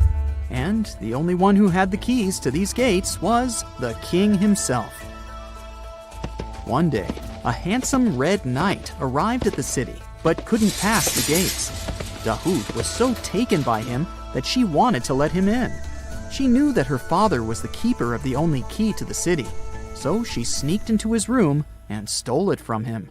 Then she gave it to the Red Knight so that he could enter the city and they could be together. However, the Red Knight turned out to be the Prince of Darkness, and he intentionally left the gate open to the raging sea. The waves soon swallowed all of Ys. King Gradlon was able to escape on his magical horse, but Dahut couldn't. She turned into an evil mermaid who lured sailors into the sea. Today, if you go to Quimper, a city in Brittany, northwest France, you can find the statue of King Gradlon riding on his horse. Although the city of Ys is a legend, Brittany coast locals believe that on the days when the waters are calm, you can still hear the tolls of the city bells deep under the sea, if you listen carefully. Mr. Bright then points at the Indian Ocean on the map and says, "Now, have you heard about Lemuria?" Back in the mid-1800s, a few scientists suggested that there was once a continent that existed in the Indian Ocean, somewhere close to the south of modern-day Sri Lanka. The first one to popularize this theory was the British lawyer and zoologist Philip Lutley Sclater. In his paper, The Mammals of Madagascar, he stated that he found lemur fossils in India, and not in Africa. However, this discovery was extremely shocking to him because of the fact that lemurs' original homeland, Madagascar, is much closer to Africa. He proposed that this was possible only if some larger continent connected the two once. He stated that this continent must have eventually sunk to the ocean floor. He then named it Lemuria, and hence the theory was born. People who came after Sclater took his theory a step further and thought that Lemuria was also the home of an extinct race of humans called Lemurians, who had 4 arms and enormous bodies, and were also the ancestors of modern-day humans, as well as lemurs. Of course, as new scientific discoveries were made on plate tectonics, evolution, and the study of DNA, the theories regarding the fictional continent called Lemuria were debunked. The last fictional land on the map is Agartha, Mr. Bright says. Taking its roots from Eastern mysticism, one legend says there's a kingdom called Agartha that is located deep beneath the surface of the earth. It's where all 4 corners of the world are connected by paths and tunnels. It is said that there's a secret entrance into Agartha hidden in the Gobi Desert, and it's built by Agarthans themselves using advanced technology that can't be detected by us, the surface folks. According to some beliefs, Agartha exists to counterbalance the energies of those who live above the surface. While we live in a state of rush and heightened emotions, this world beneath us is the total opposite. Some even say that those who escaped Atlantis fled here to continue their lives inside the Earth's core. And yet, others think it's actually a land that's crawling with all kinds of monsters. But there's no need to be scared, since modern science proved Earth's core is not actually hollow and is a solid hot iron ball. So you can cancel your journey plans to the center of the Earth if you've made any. Thanks, Mr. Bright. On October 30th, 1759, the inhabitants of the Middle East were jolted awake by an earthquake. Cracks appeared in the walls of their homes, roofs began to crumble. People ran out of their homes and gathered in open areas. But because of strong shocks, they kept losing their footing and falling. A month later, there was another earthquake, but it turned out to be even stronger. Trees broke, houses collapsed, deep cracks appeared in the ground. The disaster lasted for 2 minutes. Oases, roads, and cities were destroyed. Incredibly, Baalbek's ancient buildings withstood earthquakes. Some historians state that this majestic and mysterious place was built during the Roman Empire, but many researchers disagree. Whatever the truth is, the city is one of the main archaeological phenomena of humankind. The most amazing building of Baalbek is the Temple of Jupiter. The inhabitants of the Roman Empire believed that Jupiter held power over lightning and thunder. The building looked like a platform with 54 columns. A massive roof rested on these columns. Today, you can only see 6 70-foot-high columns. Each of them consists of 3 sections and resembles a pencil. The cores of these pencils were made of lead. This made the columns exceptionally strong. Each of these pieces of stone weighed an incredible 80 tons. That's the weight of 35 Ford Explorer SUVs. Look, this is the largest block in the Great Pyramid of Giza. But compared to the blocks from Baalbek, it doesn't even look that impressive. The foundation under the Temple of Jupiter was preserved. That's how specialists figured out it consisted of about 25 monolithic stones, weighing 450 tons each. It means that the blocks from Baalbek weigh almost 4 times more than the blocks from Egypt. There are 3 more enormous limestone blocks in the foundation. They weigh 800 tons each. This is more than twice the weight of a Boeing 747 plane. Ancient builders must have had a hard time carving such giants from a piece of stone. And after that, they also had to pull them to the construction site and lift them to a significant height. Repeating these logistics would probably turn out to be a nightmare for present-day builders. To do this amount of work, they would need modern equipment. But Baalbek's constructors didn't have trucks, cranes with circular saws, or electricity. How did the builders of the past manage to do this? Scientists have a theory that includes ropes, winches, and lever systems. Naturally, the engineers of the past made all the gadgets from wood. Around 3,000 feet away from the ruins of the temple complex, there's a quarry. Archaeologists suppose that's where the stones for the construction were cut. They found a block of limestone there. It seemed to be too large, even for this incredible place. The monolith got called the Stone of the South. It was 65 feet long and 13 feet wide. The ancient builders didn't have time to completely separate it from its mother rock. A group of scientists from Austria estimated that this piece of limestone weighed more than 1,000 tons. That's like 3 Boeing aircraft or 160 African elephants. There was another surprise awaiting the archaeologists near the Stone of the South. It was the second monolith that weighed more than 1,200 tons. But the ancient builders didn't stop at that. They continued to work. In 2014, in the same quarry, German archaeologists unearthed a block that weighed 1,650 tons. No one has figured out yet why people of the past needed a piece of stone that weighed as much as 125 school buses. It's also unclear how they were going to move this giant and why they didn't finish the job. In any case, this third monolith is the largest processed piece of stone in human history. There are more questions than answers. Some researchers believe that people of the past had high-tech equipment. Others don't think so, but are eager to understand how the builders managed to move those stones. There's a huge number of ancient buildings and artifacts on the planet. Lots of them make researchers scratch their heads. Near the Pyramid of Djoser in Egypt, archaeologists have found a network of tunnels. This place is called Serapeum. It contains 24 sarcophagi weighing from 70 to 100 tons. The giant boxes are carved from a single piece of granite and covered with heavy lids. The sarcophagi are perfectly symmetrical. To the touch, their walls are as smooth as glass. Even with the current level of technology, this is very difficult to do. But the ancient Egyptians managed this feat. The Lycurgus cup is a priceless artifact and example of ancient nanotechnology. It's made of glass that can change its color. If you put a source of light in front of the cup, it turns green. If the light is behind the goblet, it becomes deep red. In this case, the figure of Greek king Lycurgus turns pale purple. Scientists understood how this color change worked only at the end of the 20th century. Through microscopes, they saw nanoparticles of silver, gold, and copper. They had been added to the glass matrix. Thanks to this, you can observe a color change called dichroism. Interestingly, the gold and silver were grounded into a fine dust. It's almost impossible to do this by accident. Most likely, the ancient experts knew for sure what they were doing. Bolivia has a curious place called Puma Punku. It looks as if an ancient giant played there with an enormous construction set. And after the game, they forgot to put the pieces back into the box. But there are no giants, and the huge stone blocks were carved by ancient builders over 1,500 years ago. Some of the rocks weigh 100 tons. The blocks were brought to an altitude of almost 13,000 feet above sea level from the quarry 60 miles away from the construction site. There's no forest in that area.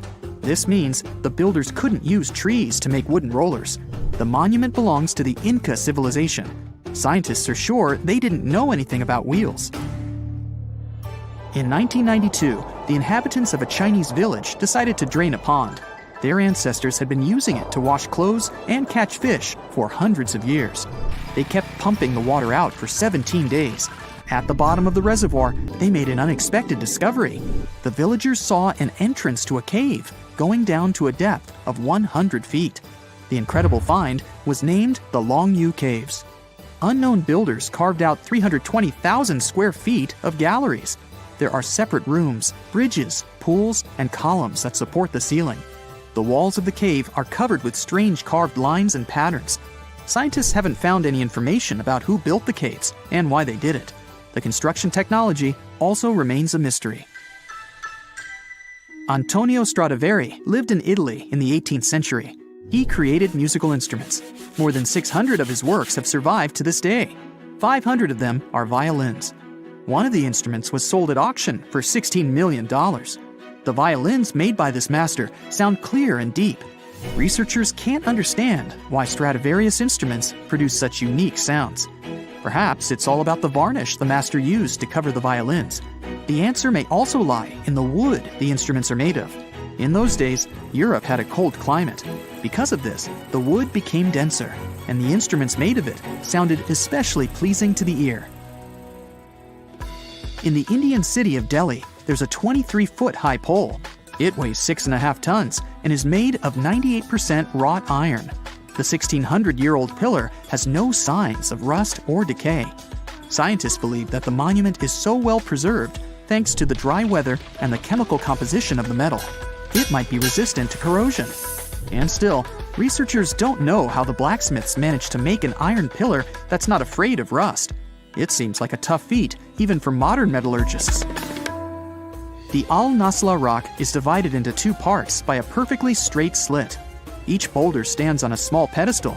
Some people believe this is the evidence of ancient laser technology. But geologists think the split happened due to the ground shifting or natural vibrations that occurred under the rock.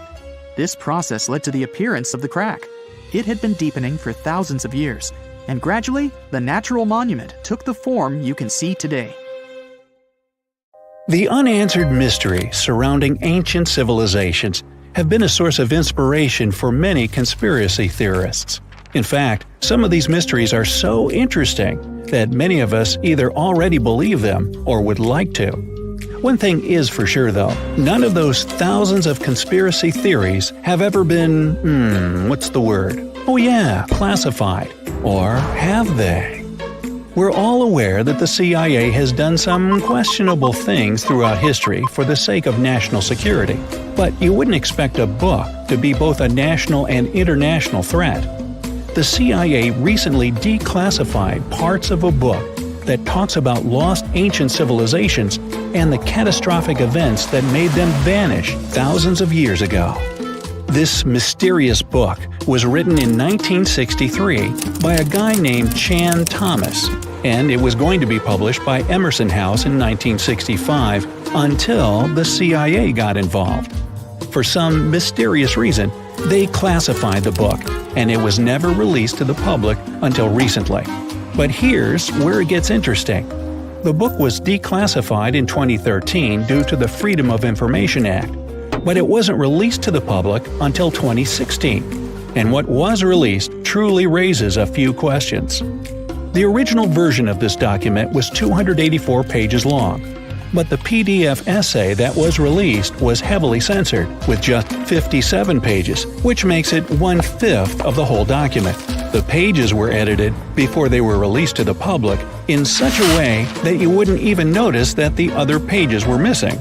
Now, no one really knows why this book was classified in the first place, but it has some interesting content from what I've gathered. The author of the book had quite the imagination and a huge love for ancient civilizations. And even though what he had to say is very thought-provoking, some of it is just bizarre. He believes that our planet is locked into a never-ending cycle of pole shifts and Earth crust displacements that are responsible for the mass extinctions of many civilizations which existed more than 6,000 years ago, even before the Sumerians. He believed that these events caused more damage to the Earth than meteors, and he bases this theory on a few artifacts that exist around the world, but weren't really noticed until recently. But I'll get into that in a bit. Those mass extinctions that the book talks about include the end of the Ice Age, when huge 2-mile-thick ice sheets disappeared from northern Europe, Northern America, and Canada, and caused 100 species to go extinct. And here's how the author illustrates his hypothesis. He believes that there was a geomagnetic pole shift which caused catastrophic changes to both the atmosphere and the Earth's crust, resulting in the extinction of many civilizations over time. Now, even though the geomagnetic pole shift is a real thing, it doesn't just happen overnight. It happens really slowly, only about every few 100,000 years, according to scientists. But it's a bit more complicated than it sounds. It is a well-known fact that the North Pole is somewhere above Alaska, and the South Pole is close to the middle of Antarctica. Now, these are the geographic poles, and they'll always be north and south. However, the Earth's magnetic poles flipped a few 100,000 years ago. So if you had a compass, let's say 700,000 years ago, it would instead point south and show you the Antarctic. But the author of the book has a different theory. He believed that the flip of the north and south magnetic poles doesn't happen every few 100,000 years, but every 12,000 years, and that this flip occurs in just a few hours, causing a catastrophic apocalypse. He thinks this happens as a result of an explosion inside the Earth's core. This explosion causes the magnetic poles to flip, but it also causes the Earth's crust to move. According to the book, due to these catastrophic events, a lot of the Earth's continents that were submerged underwater rose above sea level in just a few hours. Now, here's where it gets interesting. The author also states that the Peruvian Andes were beneath the ocean before the last pole shift, And even though it seems far-fetched, since the Andes are approximately 22,000 feet above sea level, there was evidence to support that claim in the late 80s. Scientists found whale bones and fossils that are said to be millions of years old on top of the Andes and the Himalayan mountains. It's also suggested in the book that the deep freeze the Earth went through during the Younger Dryas event caused the Gulf Stream to be disrupted, and he points to some interesting evidence to support that theory. Frozen mammoths were found trapped in blocks of ice with food still in their mouths. Now, this is a true mystery, because freezing cold weather is in their nature, and they were among the few animals that could truly survive in the Ice Age. So, what could have caused them to freeze so quickly? Kinda makes you go, doesn't it? The document describes the Great Pyramid of Giza as a true enigma as well. The Pyramid of Giza is made out of 2.5 million stone blocks that are placed on top of each other with great precision. It's close to 750 feet wide and more than 450 feet high. To this day, we're still not able to explain how it was constructed, and it's quite difficult to understand the internal design as well. On the inside, the pyramid has no similarities to the other pyramids, and, despite popular belief, there were no mummies found in any of them. If you think that's a bit weird, wait for the next one. There are absolutely no hieroglyphs found in any of the pyramids, and that goes both ways. What do I mean? There are also no pyramids, or anything that resembles a pyramid, in any hieroglyphs either. Mr. Thomas believes that the pyramids were created hundreds of thousands of years before the Egyptians, by a civilization that went extinct. Speaking of civilizations, in his book he even mentions the Greeks. He claims that in Greece, there was another ancient race of people that went extinct as well. He claims they were extremely tall with blue eyes and blonde hair, and had access to advanced technology that the Greeks couldn't have known about in their prime. Now, before we drift too far away from the stone blocks, let's talk about another mystery, the temple in Baalbek, Lebanon, and its ginormous foundation blocks. Those stones, which make up the Heliopolis, were also used for the temple in Rome. The foundations of the temples are made of 900-ton trilithon stones, and according to the author, this is proof that there must have been a lost ancient civilization with advanced technology. Now, most archaeologists claim that those stones were made by the Romans. However, there's no evidence to support that. The Romans didn't have the technological equipment to make the stones or lift them. So, you might think, what if they just made them in that place right then and there? Well, those stones were also lifted 30 feet high and were placed next to each other with mathematical precision.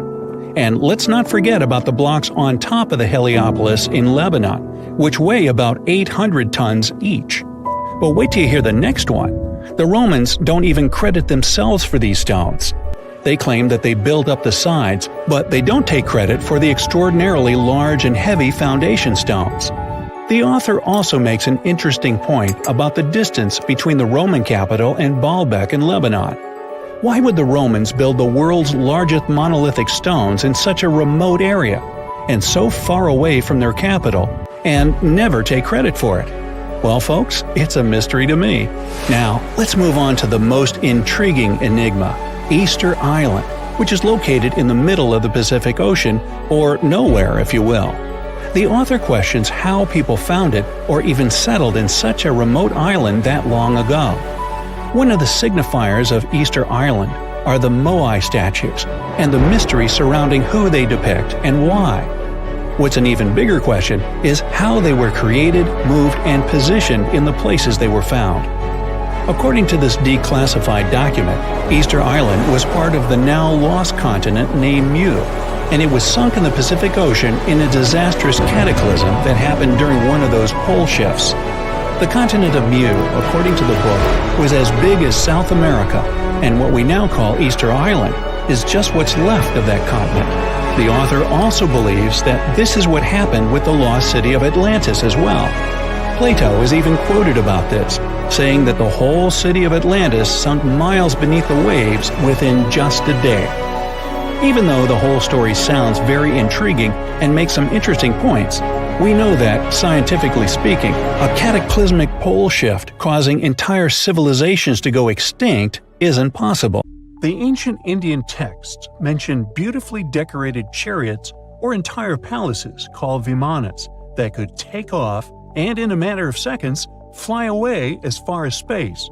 Some people believe these vimanas only existed in Indian mythology, but it's also possible that they were based on a real technology that had been lost over the centuries. According to the Vedas, ancient Indian religious texts, there was the elephant vimana with several engines and many other types named after animals and birds. There was one for local travel, one for visiting different countries, and one for traveling to the moon and various planets. They could develop a great speed. One vimana had the superpower of invisibility. Another one was shaped like a sphere and was built on the winds produced by Mercury. This vimana was said to generate an enormous ray like the sun and make noise like the storm's thunder. All the vimanas were unbreakable and perfect for attacks on foes. Now, to operate a vimana, you'd need to know a lot of stuff, pretty much like today's airplane pilots, 32 secrets in total. They'd cover the aircraft structure and the secrets of taking off and maneuvering without crashing. That's a good thing. The pilot was also expected to know how to be seen and unseen, how to be hidden, how to be quick, how to manage contractions and expansion, and many other tricks. To hide the flying machine from foes, the pilot was instructed to move to the 8th atmospheric layer above the Earth and use the power of dark solar rays. This instruction might sound a bit weird, but there were others, more realistic ones, which still make sense in modern aeronautics. There are sections of ancient texts on the vimanas that focus on details like flight paths, pilot training, navigation, and even suitable clothes for pilots and recommended food for long flights. There was also a lot of technical detail about the use of heat-absorbing metals, the metals utilized, and melting points.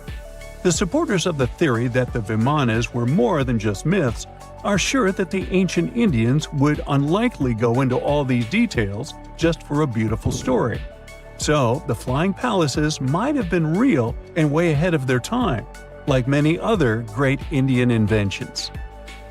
Back in the 6th century BCE, an Indian physician named Sushruta basically wrote the original guide to medicine and surgery. They even called him the father of surgery for his work. Sushruta laid down the details on hundreds of medicinal plants and described complex surgical procedures. He gave instructions on nose reconstructions and skin transplants from one part of the body to another. The original method of rhinoplasty, which involved taking a piece of skin from the forehead to reconstruct the nose, is still used today. But back then, it had a slightly different purpose than surprising your followers on social media. Those nose jobs helped out folks who had lost their noses as punishment for crimes or in fights. Now, you gotta thank an ancient Indian math prodigy for the invention of zero. It might not seem like a big deal, but without it, we would have no binary system and no computers. People before the 5th century CE were only thinking about some sort of a sign to indicate nothing. The invention made addition, subtraction, and other mathematical operations a whole lot easier. You can see the oldest zero in existence carved in the wall of a temple in Gwalior, India. The Indus Valley Civilization was using rulers in 1500 BCE and earlier. Made from ivory, these rulers were found during excavations in what is present-day Pakistan and northwestern India. They were widely used in architecture with amazing accuracy. They had units corresponding to slightly over 1 inch that were marked with precise subdivisions within 5/1000ths of an inch. The next invention is more of a concept than a physical item. Standardization is all about setting the rules based on a bunch of people, things, or interests. One of its cool applications that we've all gotten used to is standard weights. Whether you're using pounds or kilograms, you need these universal measurements for weight, right? For this, we owe a big shout-out to the merchants from the Indus Valley Civilization who lived around 4,000 years ago. They were measuring everything from food grains to fancy luxury goods using these standardized weights. and their weights had decimal and binary mathematical systems going on. They didn't have high-tech gear, but they pulled off some serious precision using complex calculations and even sand for construction. Their art of standardization made its way to Persia and Central Asia, basically becoming the global weight-watching standard. So, if yoga is your go-to exercise, you definitely have a personal reason to appreciate the ancient Indian geniuses. Over 5,000 years ago, during the rule of the Indus-Sarasvati civilization in northern India, yoga was first mentioned in the Vedas. Yoga was refined and shaped over the centuries, until it grew into a massive teaching with over 200 sacred writings dedicated to this way of obtaining enlightenment. At the beginning of the current era, yoga got a new trajectory thanks to a Hindu writer who laid down a system of yoga in his text, the Yoga Sutras. It became a whole-body rejuvenation, a life-extending practice with poses that you are still doing on the mat today. Yoga has reached the Western world only in the 19th century, and it caught on like wildfire. Chess, the all-time top game for intellectuals, is also an Indian invention. Its ancestor was called Chaturanga, and it was a strategic board game that started gaining popularity around 3,000 years before the current era. This early Indian version of chess was played by 4 people, not 2, and had 64 squares. Each player had 8 pieces, ranging from pawns to kings, bishops to knights, and there was no standard 6-faced dice. They rolled with an oblong one. Players facing off were actually allies, forming 2 teams based on the direction they sat. Chess, that we know and love today, was first mentioned in ancient Indian literature in a legend. It said that the wife of a villain called Ravana had invented the game to amuse him. Now, the word shampoo comes from the Hindi word, which means to soothe or knead. The substance was invented in India in 1762 and was originally used for head massages, hence the name. The first shampoo was made of natural oils and herbs. British traders fell in love with the idea and brought it back with them to England. It took years for the original head massage oil to evolve into shampoo as we know it today, but it's still an Indian invention. Unlike the ancient Greeks, who wore animal skins, the Indians started cultivating cotton back in the 5th and 4th centuries before the current era. They used cotton threads to produce fabrics that soon became a huge hit in the Mediterranean and beyond. Jute and wool also have their origins in India. Cashmere, the finest and most exclusive type of wool, actually comes from the Kashmir region of India. Buttons that sit proudly on that cashmere cardigan of yours also have ancient Indian origins. Some 5,000 years ago, the Indus Valley Civilization started cutting seashells into geometric shapes with tiny holes in them. First, they were just decorations, but then people started using them to fasten clothes. Now, when you think about radio communication pioneers, Marconi's name usually steals the spotlight. He got a Nobel Prize in Physics in 1909 for his groundbreaking radio work. But there's an unsung hero in the radio waves game, and his name is Sir Jagdish Chandra Bose. He spilled the beans on radio communication way back in 1895. He shot an electromagnetic wave across 75 feet at the town hall in Calcutta, and it went through walls, rang a bell, and even set off some gunpowder. Marconi took a page from Bose's book, using his invention, the Mercury Coherer, as a blueprint for his own two-way radio. Bose didn't patent his genius creation, so he only got his credit a century later. Now, let's assume that another species, whether humanoid or dolphin-like, could have existed millions of years ago. How do we find their traces? There was a Doctor Who episode about a non-human industrial civilization on Earth that existed long before us. These reptiles, called Silurians, were forced deep underground by a catastrophic rise of temperatures on Earth, and there they thrived for centuries. That inspired scientists to create the so-called Silurian hypothesis. If there was an advanced civilization before us, we should find their traces somewhere. Well, let's try.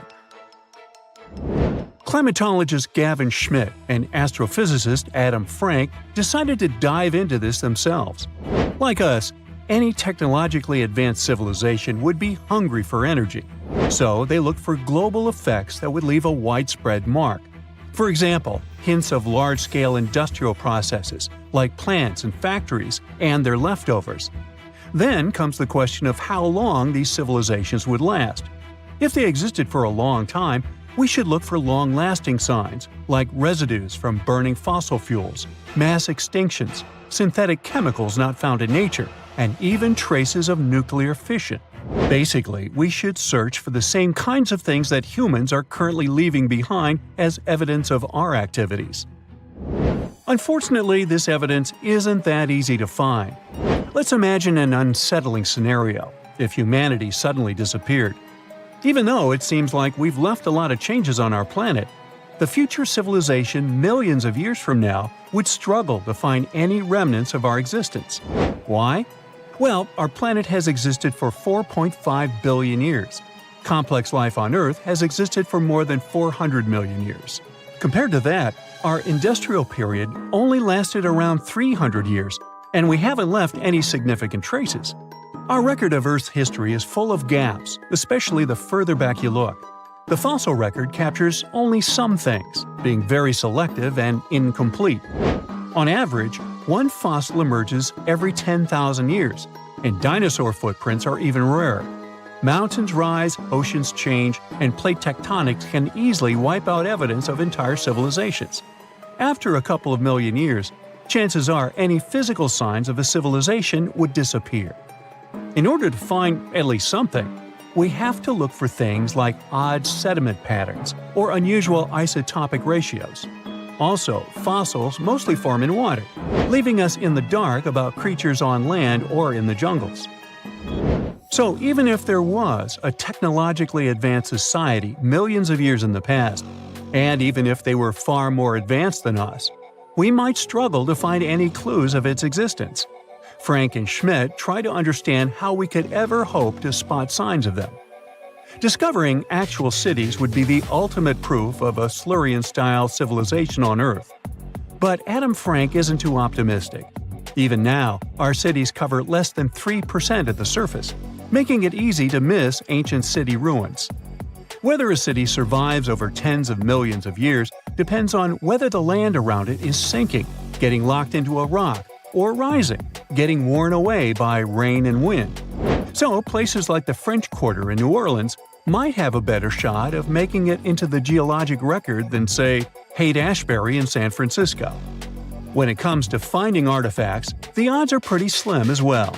No prehistoric iPhone would survive millions of years, fancy glass or not. Finding their fossilized remnants might be a bit more promising, but it's still tricky. Considering modern humans have only been around for about 100,000 years, it's quite possible that we might overlook any traces of an earlier advanced species. There is one thing, though. We could stumble upon their traces in rocks. Our current chaotic era might leave a distinct mark on the Earth's geological history, especially since we're basically experiencing PTM 2.0. I'll get to that in a moment. So they try to look at the changes in the carbon cycle. Humans have been releasing a lot of fossil carbon since the 18th century. This leaves a special mark in the carbon isotope ratio, like a signature that shows the difference between carbon in living things, such as seashells, and carbon in lifeless volcanic rock. Scientists also look for signs in the way sediments are arranged. Large coastal deltas might mean that there were bigger rivers made by folks in this hypothetical civilization. Traces of nitrogen could suggest big-scale farming, where they used a lot of fertilizer. Spikes in metal levels in the sediment could mean runoff from heavy industries. Of course, a single find like that wouldn't tell us anything. Schmidt says the key is to look for multiple signs together. Without clear artifacts, the uniqueness of an event might show in various clues rather than a set of changes linked to a single cause. On a quest for Silurian-style clues, scientists even decided to check the Moon. Some astronomers find it surprising that no one has looked into this before. They even joked about the possibility of dinosaurs building rockets and leaving traces on the moon or other celestial bodies. These astronomers think that Earth-like planets tend to erase signs of civilizations on their surfaces. So they're exploring the wild notion that these beings might have been space travelers. In that case, remnants of their technology, known as technosignatures, could be lurking not only on our moon but also on asteroids, or even buried on Mars. There they might endure for millions or even billions of years. Unfortunately, so far, despite digging into the past 380 million years and examining all suspicious events, the researchers haven't found a clear match for a technological civilization. They don't give up, though. Frank calls for more investigation. For example, we could study how modern industrial chemicals stick around in ocean sediments. This, he believes, could help us identify similar chemical traces in the Earth's history. If there are no traces, why do we even bother to find something like that? This research is based on Schmidt and Frank's recent papers. They were delving into the Anthropocene. It's the proposed epoch, dominated by human activities on Earth. It's full of these things called hyperthermals. They're prehistoric events when temperatures on Earth sharply increased over a relatively short time. They're like extreme heat waves from the past. A great example of this is the Paleocene-Eocene thermal maximum, or PETM for short. It happened around 55.5 million years ago and saw a rapid rise in global temperatures. Over 200,000 years, the average temperature on Earth jumped from about 9 to 14 degrees Fahrenheit. We studied these hyperthermals to understand how they occurred, from natural causes or human activities. So, these hyperthermals sparked the genesis of Frank and Schmidt's research. To study them, scientists started examining chemical signals and tracers left in rocks. When doing that, Schmidt and Frank uncovered some eerie parallels between all the climate issues we have today and past periods of rapid temperature shifts. There's a close similarity between the PETM and other hyperthermal events. So all this work isn't just about solving a historical mystery. Understanding our impact on the environment can guide us to finding better ways to live in harmony with the planet and avoid becoming a forgotten species in the future. Our Milky Way is filled with lots of planets that could be just right for life, but we don't know if there are other civilizations out there. Earth is the only place we know of with living beings. About 200 years ago, people wondered if there might be civilizations on Mars. Back then, it was a real question. But once we got pictures from space probes, we decided there wasn't any evidence for it, and that idea got stuck in our minds. Now, it's not even considered a valid topic for serious science. It's seen as kind of silly. But no one has set clear limits on what could have happened on our own planet a really long time ago. So, even if there is no proof, we shouldn't throw away the possibility. Don't forget, it took humanity a while to recognize dinosaurs. Maybe Silurians are just